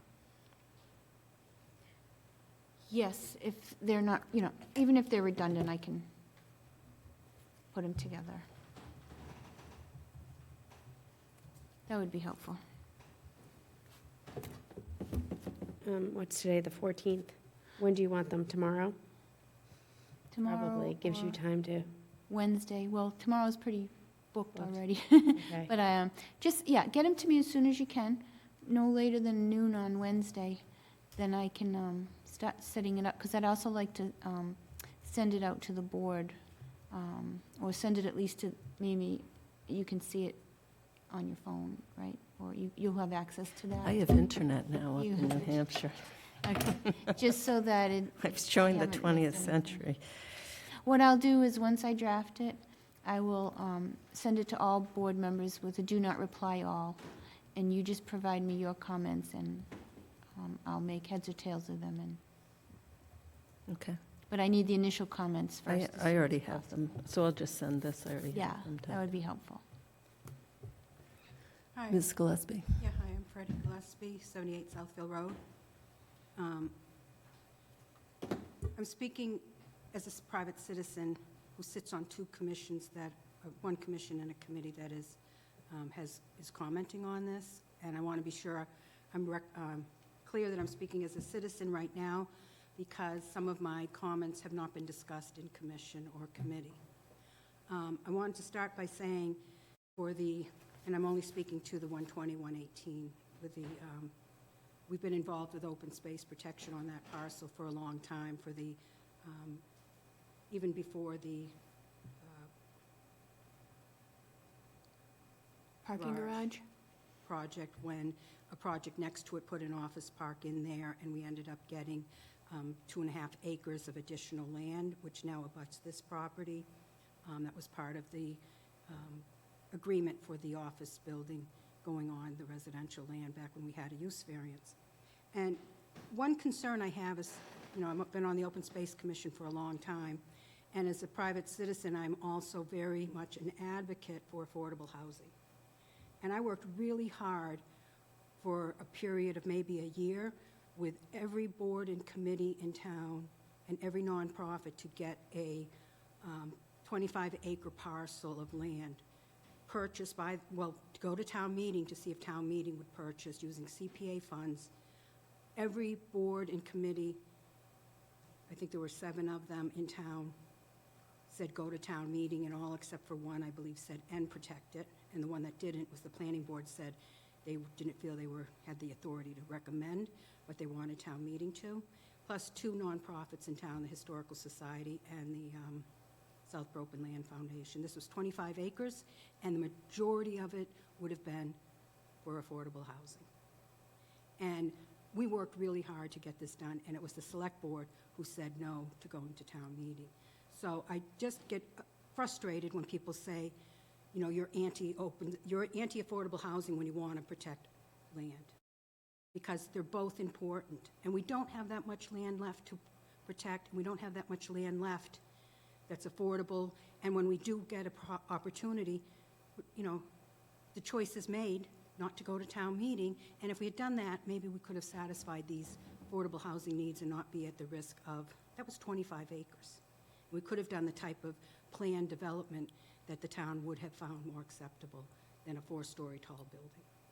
So there's a lost opportunity. And I'm only bringing it up, it's hindsight, but, you know, because I keep hearing, you know, well, environmental, but there's no one, you know, there's no abutters, and you can't be for the environment and against housing.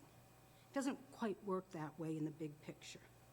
And the situation with this parcel is, it is critically important. It had been slated for open space protection in the past. Supposedly, there's a special permit and a variance. It's not clear which takes precedence, which one said you can't have another building on the lot. And the lot is the whole lot. It doesn't say it can subdivide or, you know, cut a chunk out and then put a building on that portion. So the fact, what this happens is, when you go and get a variance, special permit, what the townspeople need to know is that it's meaningless in the future, right? You work hard, you get it done, and then, oh, well, you know, forget that. And, you know, that doesn't seem right. So I guess what we need to do in the future is make sure you get conservation restrictions, deed restrictions, all of those things, to be sure that things are protected the way you think they are when you get these permitting done. The other thing I'd want to mention is that it occurred to me, if this becomes a subdivision, you're now subject to the subdivision requirement of 10% open space. Now, I don't know how that works with the 40B, because the subdivision isn't the 40B, it's to create the lot. So at least the other 2 lots, or 1 lot, has a requirement to ante up the open space somewhere there, 10% of the entire property. And if not, someone's going to have to waive that bylaw if it's waivable. I don't know if CBA can do that, but that 10% isn't the 40B. You know, the 40B is exempt from town bylaws, but this is a parcel that's not 40B being subdivided. I'm sure it has to get town council's opinion, but it needs to at least be addressed. I wanted to say the Open Space Commission had a meeting. We have the outline of a letter. We were never included on any notices about this. Heard it secondhand. The only email I got was forwarded, and it said,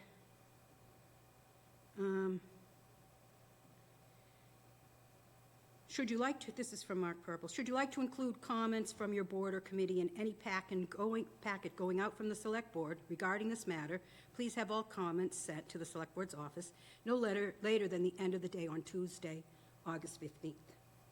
We were never notified of a public forum, and the only reason the stewardship committee got their letter in on time, because we had met previously to draft it. We had a meeting. It was, you know, just the luck of the draw that it was on Monday night. And the only reason we knew about the public forum is because it was listed in the My Southborough. And Selectman Hamilton wrote in a comment letter that I was at the site walk, so I knew about the public forum. But I didn't hear anything about the public forum at the site walk. We were never told that you had to have your letters in by last Tuesday. So our letter will not be included. We can send it to, you know, housing directly. But it just shows that there's not an effort of collaboration here once again. So we will have a letter that's which had many of the same comments the Open Space Commission would have, the Open Space Preservation Commission. The stewardship only got their letter in just by chance, because we happened to be meeting Monday night, and I read about it in the blog. It's not the way to do town government. So I would say that the issue about the subdivision is important, I think. The issue, the running water, I don't know if that's my video. I may have mistaken where exactly underneath the building the water's running, because we only, at the site walk, we only got to the the northernmost edge of the property. and the southernmost is way up the hill. You couldn't even see the flags from where we were, but that water is definitely, from what I can see from where the stakes were, I took pictures, so where the stakes were in that picture, that water is flowing underneath at least a portion of the building. Whether it's jurisdictional, the concern I have for the open space is, if you block that up, what's going on upstream? That water's flowing from somewhere under the conservation land, because that's the only thing uphill from the property. So what's going to happen if you block that up or you dig it out? Is it going to erode or have consequences to the conservation land? And I think that needs to be addressed. I think what we keep hearing is these things will be addressed at the ZBA. And then conservation will weigh in, and if it's jurisdictional or not. But that was flowing like, and that was almost 4 days after a rain event. So, I don't know. It's not a stream bank, I was told by the consultant there, but, it walks like a duck and it quacks like a duck. At least somebody should be looking at it, I think. And I think you have most of the Open Space Commission's comments are very similar to what the Stewardship Committee put in, but we still would have liked the opportunity to have been able to be included in the Selectmen's packet. And, we got robbed of that opportunity by not being notified. So thank you.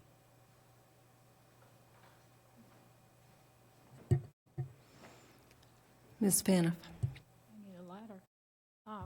I did not attend any of the forums, and I'm not on any committee. Are any of the letters have any positive comments about 120 or 250 from any board before I go on? I'm sorry, I haven't seen your letter. I did discuss with a member of the Board of Selectmen, I think we need to consider the location as a positive thing for the town. It has an east-west sidewalk on Route 9, which is unusual for any area of this town. It has small businesses that could help, the residents could help with the economic growth of the community. I know it's next to a conservation site, but I do sit with a lot of individuals that have sold their homes in this town and had one option to remain in this town as a renter, somebody that's downsizing, somebody that might need medical assistance living with them. This has multiple options for a lot of us that want to downsize. It also has walkability to the trails, to the conservation land for some of us that want to continue to be healthy in this town and can support that type of activity. So I think we need to be aware that there are individuals that location might suit their needs as far as going to a drugstore, going to a restaurant, walking, which you cannot do in most areas of this town. So it does have a lot to offer. I'm not going to get into the negative details, but I hope somebody's looking at the benefits of this site as well.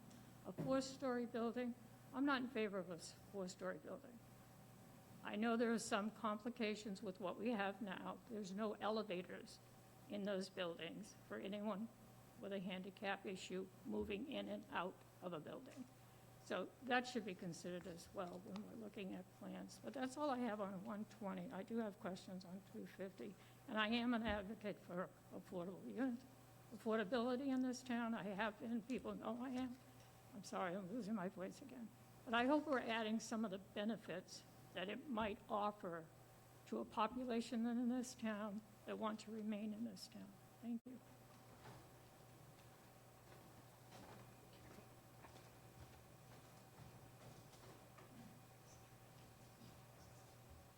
And I want to thank Bonnie for those comments, because I did want to also say that while the Open Space Preservation Commission had concerns about the environmental impact of this building, we had concerns about, first, is it legally allowed? Which has nothing to do with if it's a good thing or a bad thing. Is it legally allowed? And is it environmentally allowed, given the water running through where they're putting the building? Our commission had discussed and said, can you shrink the building? Push it back away from the wetlands, from the buffer of the town, the conservation land. The concern that there's lots of trees there, there's not going to be lots of trees there after they cut them all down. You know, there's not a lot of trees on the on the conservation land side of the property, on at least one, on the east side. So the other issue is, we also were very careful to say we wanted to be welcoming to when it gets built, to the residents, making sure there were pathways into the property. So it wasn't like we were just saying, keep out, stay out. It's, is it legally possible to build? And two, if you're going to build it, can you make it more environmentally conscious and be abiding by the town's bylaws, specifically we want it even better than what we suggested, recommended, even better than the town's light bylaw, but at least at a minimum adhere to that. But we know when that went to town meeting that you had compromised to make it palatable, that, you know, there is stricter dark skies criteria that we could have put forth. And we asked for, like, you know, moving the parking away so the lights weren't as close. We asked for, you know, safety lights at night so you're not shining the lights all the time. But, I mean, if you walk down the trail at Breakneck Hill, you can hear someone if they're gargling in their bathroom. It's that, I mean, maybe they have good soundproofing, but it is really a close building. And if you have lights there and the parking's even closer, we asked for those sorts of things. So it wasn't like we were, don't do it at all. But these questions need to be answered.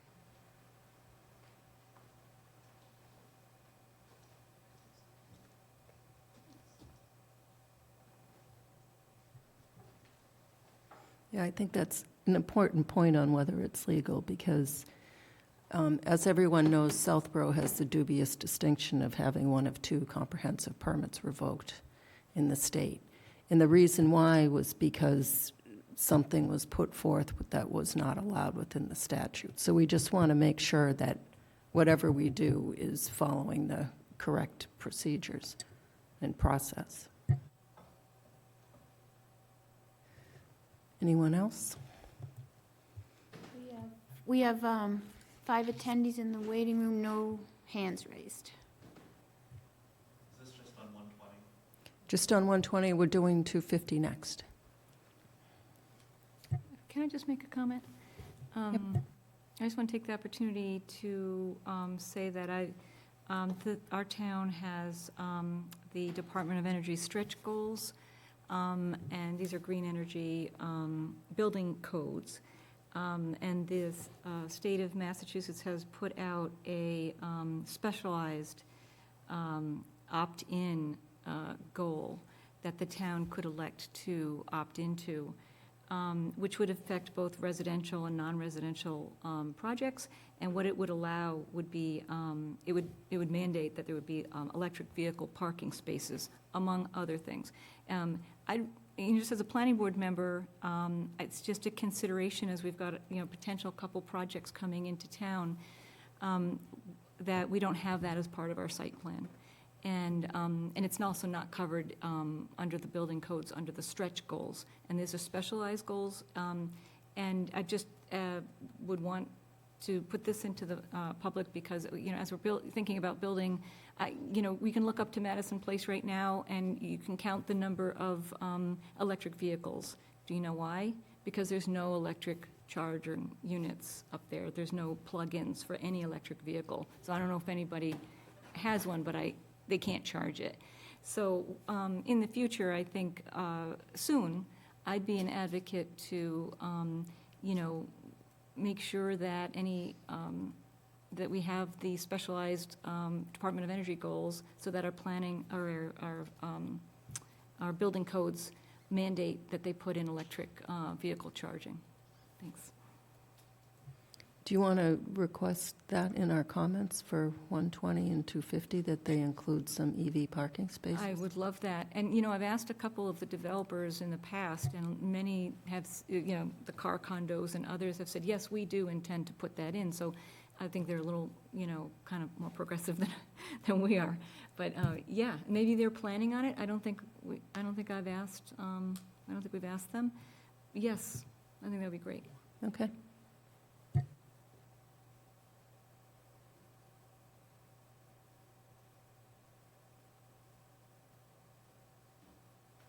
And I'd like to also update our town code at some point. But we'll table that one. That we're not doing tonight. So I think that's that on 120. Now, 250. Do you want to kick us off, Jesse?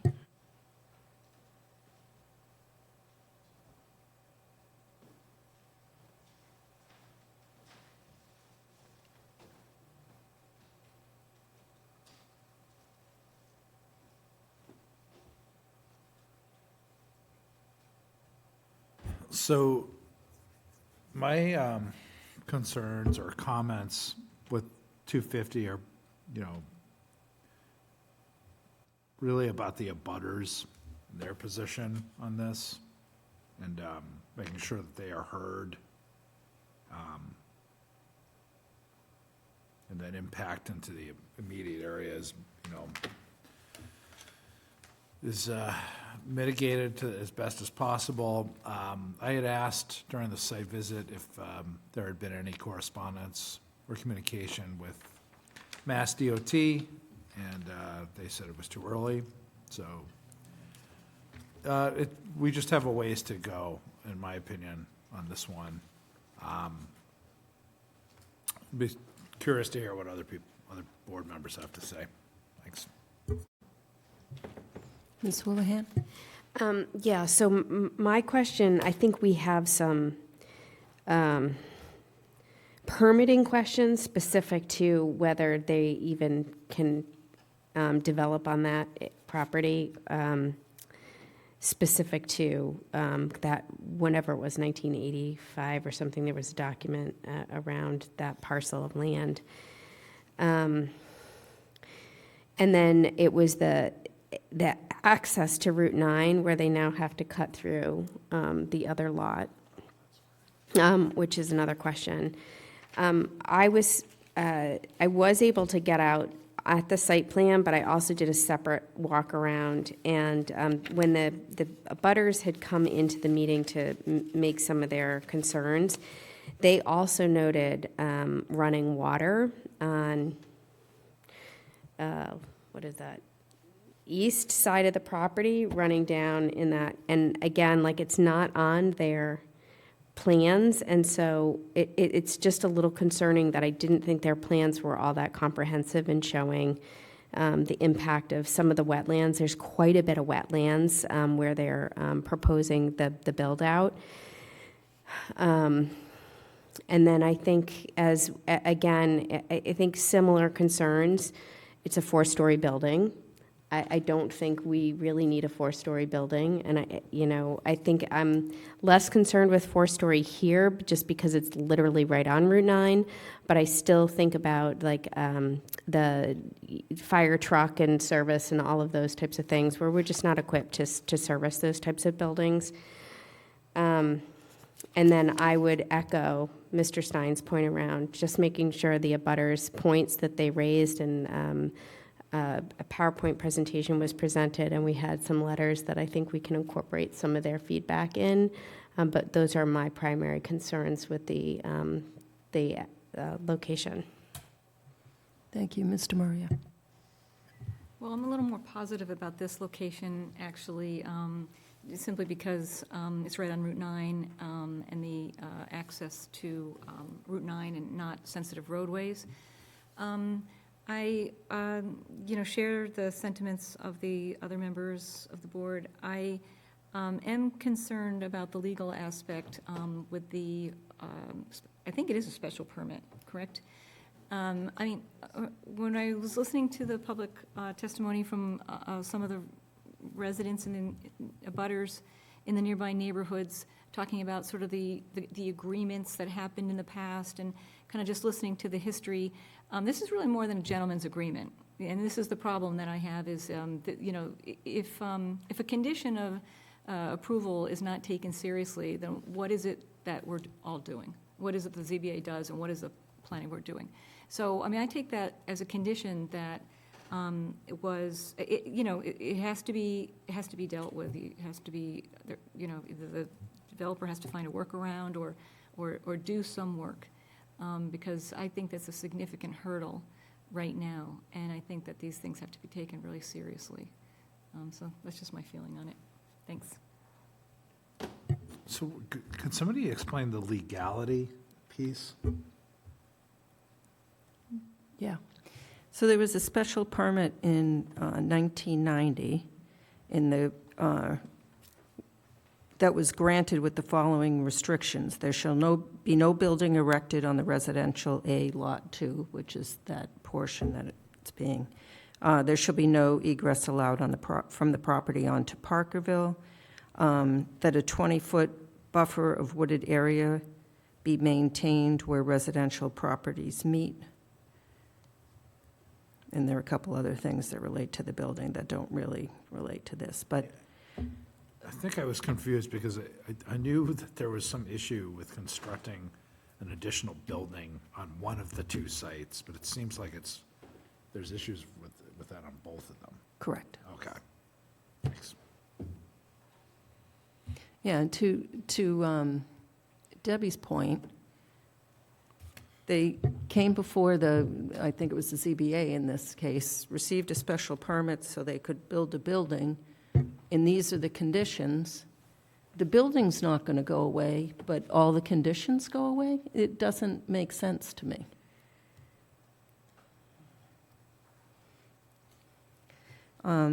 Additionally, yeah, I have concerns with the four-story building because as of right now, we did receive that email that say they intend to do something about it, but as of right now, they're going to fill 20 feet. So it's going to be a six-story building, which on the site walk, you can see all the abutting houses just standing on the site. So they will, have a clear view looking right into the side of that building. Also, the design of the building doesn't really fit within the character of the neighborhood. I think they can do something to make it look more house-like rather than apartment building-like.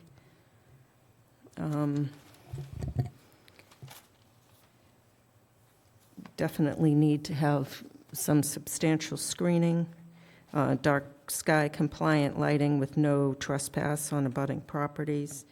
And I'd also like to see them do the balloon test so people could have an idea of what it would look like.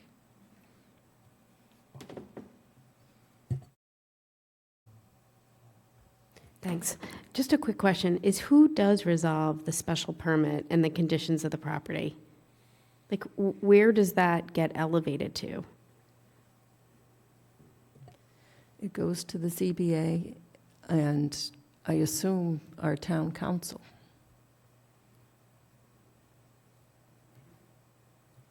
So that actually is a good segue to something that I was going to bring up that, and I want to be as respectful as possible because I, for one, only have so many hours and so many brain cells, and there's a lot going on. So I don't have the time necessarily to devote as much energy to my municipal service as I would like to. But having said that, I was concerned that not a single member of the Zoning Board of Appeals attended these site walks.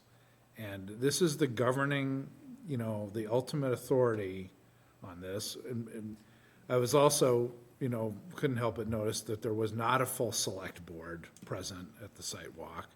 But maybe more importantly, I'm going to include in my comments to Karina that we've had issues in the past with the way that the zoning board has handled this process. This is going to be a very complicated, endeavor, and we really need the engagement to be strong in order to have an understanding of what is going to be involved here. Otherwise, as Mimi brought up, these things can be appealed after the fact and revoked, and it doesn't have to go that way. There's a path that where if things are done right, you don't have the post-closing litigation. So I'm going to just recommend that going forward, the ZBA take a more proactive level of engagement. Thanks.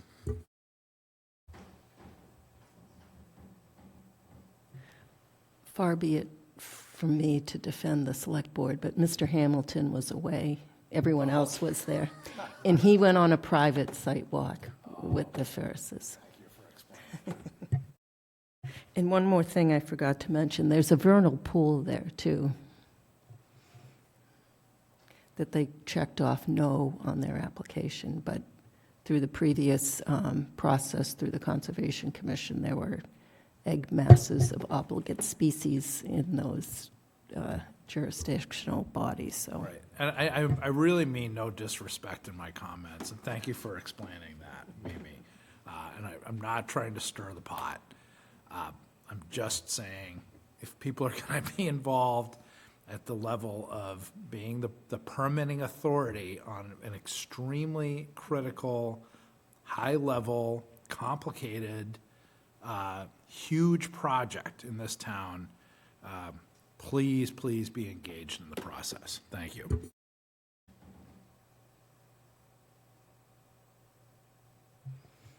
Anything else from the board? Anyone? I'll try to be quick. I left my soapbox at home. Good evening again. I'm James Nichols Worley, 94 Main Street, and since I'm more familiar with this site at 250 than the one at 120, I wanted to speak in favor of this one, but my comments apply to both, I think. And I want to echo the power of considering the positive aspects of these projects, because we live in a world of trade-offs. I think it's very important to consider that a lot of some of the negative aspects about these sites are not only being considered by a disinterested analysis. I think a lot of the points, especially at 250 Turnpike, brought up by the abutters is very interested, which is natural, but we need to consider, as more neutral arbiters, we need to weigh the positive aspects and the negative aspects. And just as an aside, if I understand Chapter 40B correctly, the comprehensive permitting, these applications are like a hydra. You cut one down. The new numbers came in for Southborough's affordable housing stock, I believe is under 8%, and we have a 10% target. So these could pop up anywhere. If we're worried about traffic, well, if these are spread out across smaller developments, well, there could be more cars, larger multi-unit homes. And forgive me, I sent out an article with my comments, but it was very short notice, so I just want to reiterate them. Multi-unit buildings have fewer cars than smaller homes. They're more energy efficient. They obviously have a smaller land footprint per unit. So I think that's important to consider. And as for the interest of the affected parties, I don't want to go entirely off of hearsay here, but I was at the public forum last week, and I recall, and this is my recollection, but some of the comments from the abutters specifically used the word unfair, that this was unfair to the neighborhood. And I don't think that's the case. We don't consider tearing down any buildings in town because of the way it affects the neighborhood character or because it might improve the local environment. We don't consider tearing buildings down. We don't consider the aggregate effect of over 9,000 acres of development since 1945 into our forests and farmlands of single-family homes.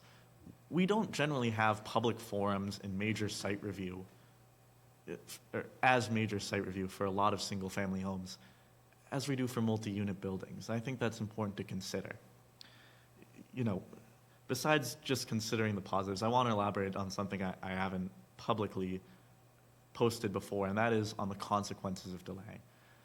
Now, you obviously know about the last time Southborough got sued all the way up to the Supreme Judicial Court and lost.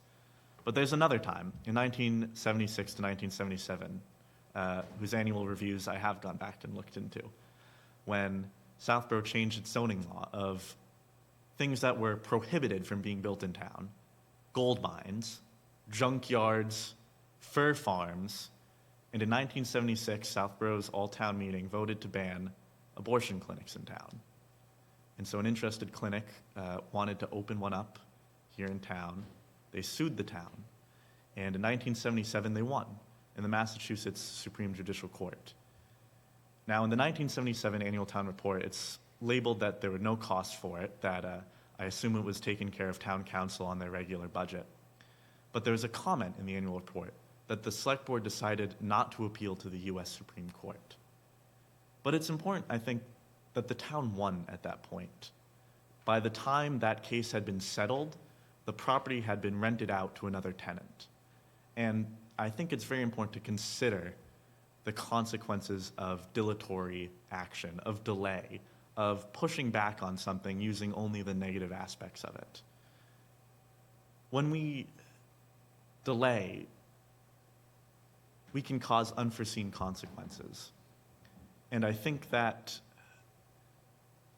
if you're not in favor of this, as I think some of the abutters have said publicly they are, it doesn't really matter about the legal position. It doesn't matter if there's a covenant on one of the properties. It doesn't matter if there was a 1990 restriction on the property.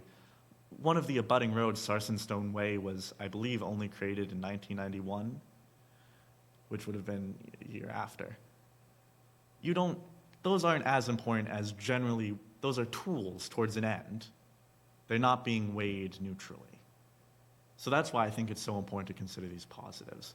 Maybe it's because I'm too naive, maybe I'm a little green, but I think that the character of our neighborhood is more about the people and less about the size of the buildings. So I hope you'll consider this, especially because public comment is weighed heavily against those who have a direct interest, but not those who have an indirect interest. Not those potential 110 families who could live at these sites. There's no one to speak for them. But surely, since 1945, when we've added 8,000 people to Southborough, we're glad our houses have been built. We should invite new neighbors in. Thank you. I have to take exception with your remark that we don't do diligence on single-family homes.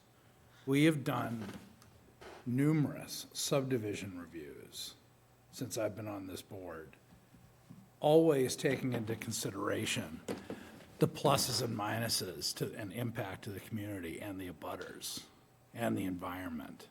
So that statement was not correct.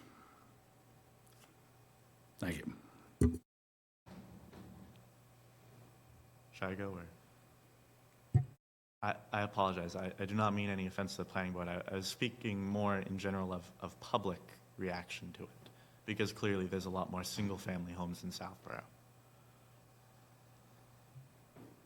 Yep, thank you, James. Personally, I'm neutral on both of these, and I just think that they should be done correctly, and certain things should be, brought up and addressed to make sure that those 110 families can live in a building that doesn't crack up the middle because it has a stream running underneath it. So that's the position I'm taking, plus it needs to fit in the neighborhood, and, the abutters that have lived there should, be offered some screening and not have lights shining into their house. So that's how I look at it, to make it work, the pros and cons, and make it work for everybody.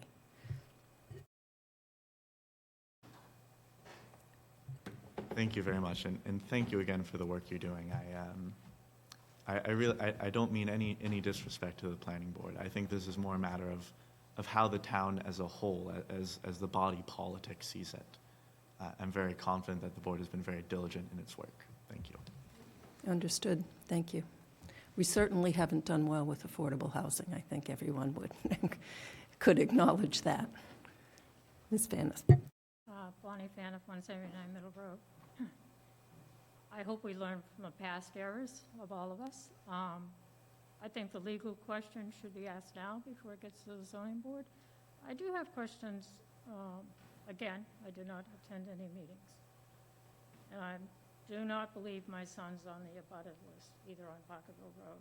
But the property itself, my understanding is it's 2 parcels, 1 and 2, A and B, or whatever you want to call it, with a septic system on Turnpike Road, correct? With that facility or with the residential facility? It was hard for me to figure it out. I don't know if there's a easement for this septic. I think it's on the storage facility. Yeah, that's what I was thinking. The storage facility? It's on the residential? Is the storage facility connected to it at all? All right, the question goes for both then. It's a shared facility. If one party sells, if the individual owner sells one of those parcels, legally, who has ownership of that shared system and the maintenance, and does it require a bond? Because I worked on Wedgewood when that was being developed for 272 units. The second question, there's an IMA between Southborough and Hopkinton for the water that was approved at town meeting with upgrades from Turnpike Road to Fairview, a new 12-inch water main. Are they connecting off of Parkerville Road or off of Route 9? That should be discovered before the road is dug up and repaved. And does it impact the study that the town and Hopkinton is doing as far as the additional upgrades? There should be a bus stop there if there's any desire to get to the train station, since you're talking about the MBTA stop. The other thing that we talk about walkability, which I don't believe any area of this town is walkable. I don't walk the side streets. I hope some consideration is considered as far as the 255 and older developments we have on that street. One in Wedgewood and one at the corner of Parkerville and Southborough. There's 255 and older communities on that street. There's also a bridge abutment, which was the old trolley tracks. That's on a diagonal, and the width is narrower than the street, and there's no markings on that bridge abutment. So that should be considered. So I think legally we need to know if the current owner sells any one of those two sites, who has the legal authority of that septic system where it's shared? And is there a gate on the proposed storage facility that opens and closes and lets you in the area, which originally there was? So I don't know how you're going to get into this with a gate without backing up Route 9. And that was my understanding originally. It could have changed. So that should be checked. And it's on Middle Road from Route 9 to my home and Leeds Way, and on Parkerville Road, the south side, there are wells. So will there be any blasting there? As far as the fire codes, they're all sprinkled. Thank you. Thank you. That's another point is, does this property, like the other one, 120, does 250 have frontage on Route 9? It doesn't, right? If it does? Well, it has to cut through It has to cut through the parking lot, the parking lot. right? Oh, it's an Oh, yeah, easement yeah, through yeah. 250? They're doing an easement, right, through their own property to Yeah. be able to give frontage? So they did an A&R that showed frontage on Parkerville for On- that lot. On Parkerville, But, right? but the access is proposed to be from Route 9 through the storage facility parcel. Okay. And the septic is on the industrial. Oh, it is on, oh, she was Lot. right, okay. So if the property is sold, I guess the ownership of the septic system would need to be legally written out for a decision. Or they'll do one on the residential for that portion. It's hard to tell from this plan. And the size of the septic system determines the occupancy and the use. And there is a special permit on the storage facility with a shared septic system. Would they go through the whole process again for additional units? They'll have to. They would have to go to the Board of Health. For the septic, all would go through the Board of But Health. nobody has, as far as I know, it has not been discussed as what the capacity of that system is for how many units. This is, I have, this system. Is there a water treatment facility for that whole septic, though, on the residential? Wasn't there something? It's a drainage. It's a drainage. drainage. Shared For drainage. the two. Okay, that's what I was thinking.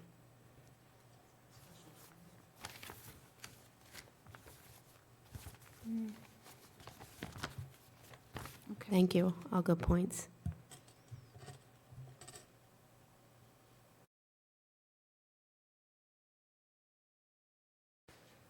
Anyone else? So do you want us to send you all our comments? Yes, please. Okay.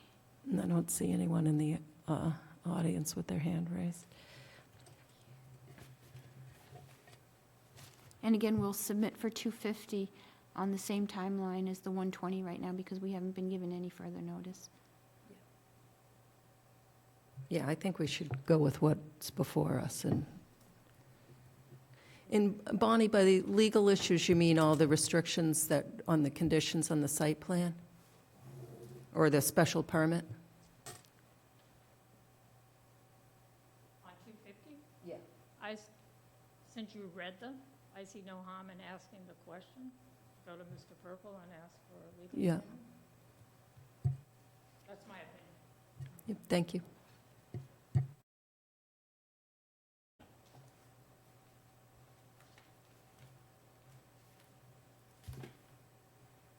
All right, so I'm going to culminate all the comments that you, the planning board members, provide me. I won't be adding anything from my notes because they're quick, so I'm going to count on that your comments come to me complete, and I'll assemble them. Mimi, Ms. Vaniff brought up a very good point of being able to get the legal stuff weeded out before this whole thing starts. Should we elevate our list of concerns, maybe after we get the letters written, to be able to address directly through Mr. Purple, through Town Council, on both properties, around the concerns that we have relative to the special permit on 120 and the conditions of approval, and then on the 120 on the third building, and then on 250 with the conditions of the land. So we did ask town council on both of those. Did we have a response? Yeah, there was a back and forth email response. So when we were permitting the storage facility, those questions came up, and he opined that they were still valid unless the zoning board overturned them. Is that what? I have to look back because it's not really clear when I get the answer, but we have all the documentation, so we can check that. It seemed fuzzy to me, if I recall, Mimi. I didn't remember It was seeing fuzzy, anything and it was was very in relation clear. to the storage, so I don't know how it would affect the 40B. Yes, Bonnie? Would the legal opinions be public, 120 and 250, since there's outstanding, and you have ongoing conversations? Anything in writing? We have quick answers in email. There isn't a formal legal opinion. No, I'd ask for a formal. I tried.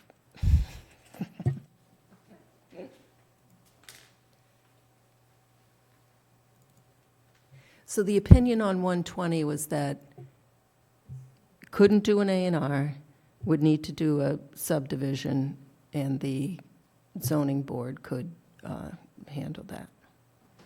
And that mass housing doesn't really care about access.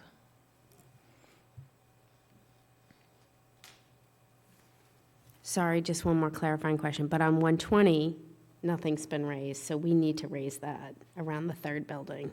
Those were that's the answer I just gave you. Wait, I thought that was 250. No, that was 120.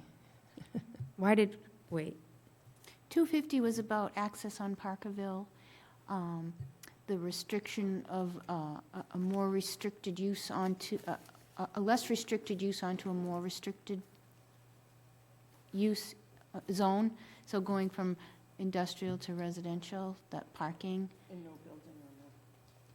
okay. Yeah, and no building on the, and we can look it up further tomorrow if you want, and we can reach out to you, send you the emails. They probably are in the Dropbox. I have them. I think it's just not resonating for me where we stand. No, there's so many small Right, answers to that. so- okay.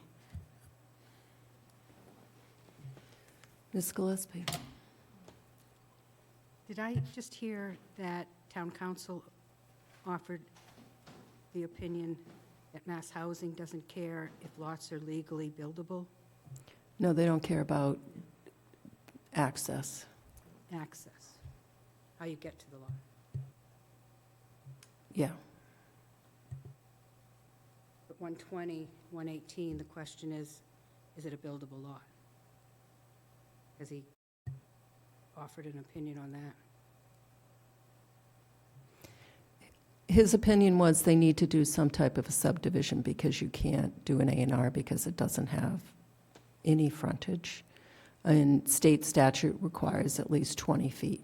So the ZBA can waive local frontage requirements, but they can't waive state statute, which is 20 feet. So they'd have to do some type of a subdivision, which the ZBA can also handle through the 40B comprehensive permit process.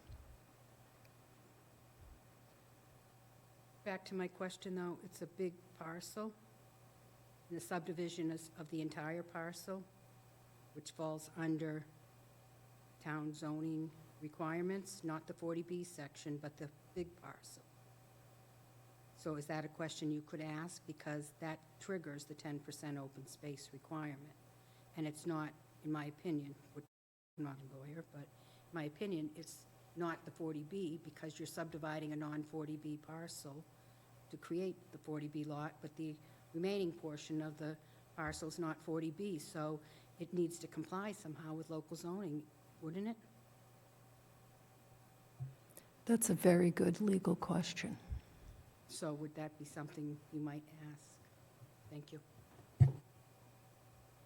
I'm sorry, you'll just have to reiterate that question to me. I didn't, or I'll watch the video again, see what you just said. I was trying to find the town council opinion here. Thank you.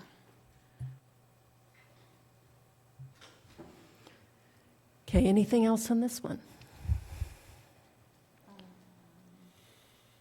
So the next item is a discussion item, which I understand they have asked to continue to the next meeting, so I don't have to recuse myself. That's correct. We're going to reschedule them to the 28th of August. Next time. So that brings us to planner's report.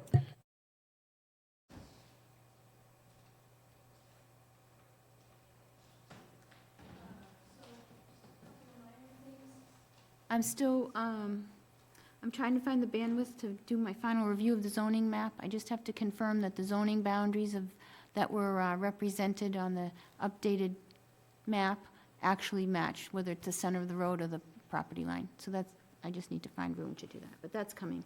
I wanted to point out that we do have the ARPA funds for fiscal year '24 that relate to MBTA communities. What was the other thing? Oh, goodness, the zoning update, a third phase of the zoning map update, if we find any additional things that weren't approved in 2006 or 2021, which was the downtown district. So I've reached out to Mass Autobahn, who has done the original, the other part was the deed research database. So I reached out to Mass Autobahn to see if they would be interested in providing a proposal for updating the database, which we use a lot from 2000, I think it was up to 2015 previously. So that's in the beginning stages, so I'm trying to work something on that. So that's coming down. We also received, So we also received an update on the subsidized housing inventory based on year-round housing units, which leaves us with 77 units required to meet the safe harbor threshold of 10%. So that's good, and There's also that, you can reach your safe harbor with production plan. yeah, and also just to note that you can reach safe harbor with the, we have a housing production plan from 2020, which is good for 5 years, and if you build a certain amount of homes every year that qualify, that also lets you reach safe harbor, and that's in the certifying letter, and all that's on the town website, under the planning board website. You can see those documents under affordable housing. So if anyone has questions on that, but we were waiting for those final numbers, and they did come through. And that's it. And we have one set of meeting minutes. And that is for July 10th, 2023. Make a motion that we accept the meeting minutes from Tuesday, July 10th as written. Second? I have a motion and a second. Any discussion? All in favor, Latrell, yes? Stein, yes? Houlihan, yes. Demiria, yes? Anything else? The next meeting is Monday, August 28th. I'll just let you know that we have received applications for the St. Mark's School parking lot, which I'm going to review for completeness. We're also in the process of getting a minor site plan application. I'm doing the pre-application review right now for 28 Turnpike Road, which is a retail on the first floor, residential on the second floor, and they're going to do a change of use from retail to office on the first floor. So there's 2 public hearings? Not yet. I'm just reviewing the applications, and then those will likely be, the minor will likely be on the 28th of August, and the major site plan for the St. Mark's is targeting for September 11th. We have a meeting on September 11th? We do. I may not be present for that, I just realized. Okay. So Well, if there's a way to we can do a Mullins for the. do some, really? Yeah. Okay. Or we can see if they want to, if they want to. Yeah, I apologize for the inconvenience, I have a professional commitment. Yeah. That- I can reach out to St. Mark's if they have a problem with extending it, having only 4 planning board members to start, but we can also do the Mullins form for you, where you can just review the video Okay. and the information and file that form, and then you'd still be good to go for the continued public hearing. Okay. Motion to adjourn? Second? I have a motion and a second. Any discussion? All in favor, Latrell, yes? Stein, yes? Houlihan, yes. Demiria, yes? Exactly 9 o'clock. Look at that, 9 o'clock. I just have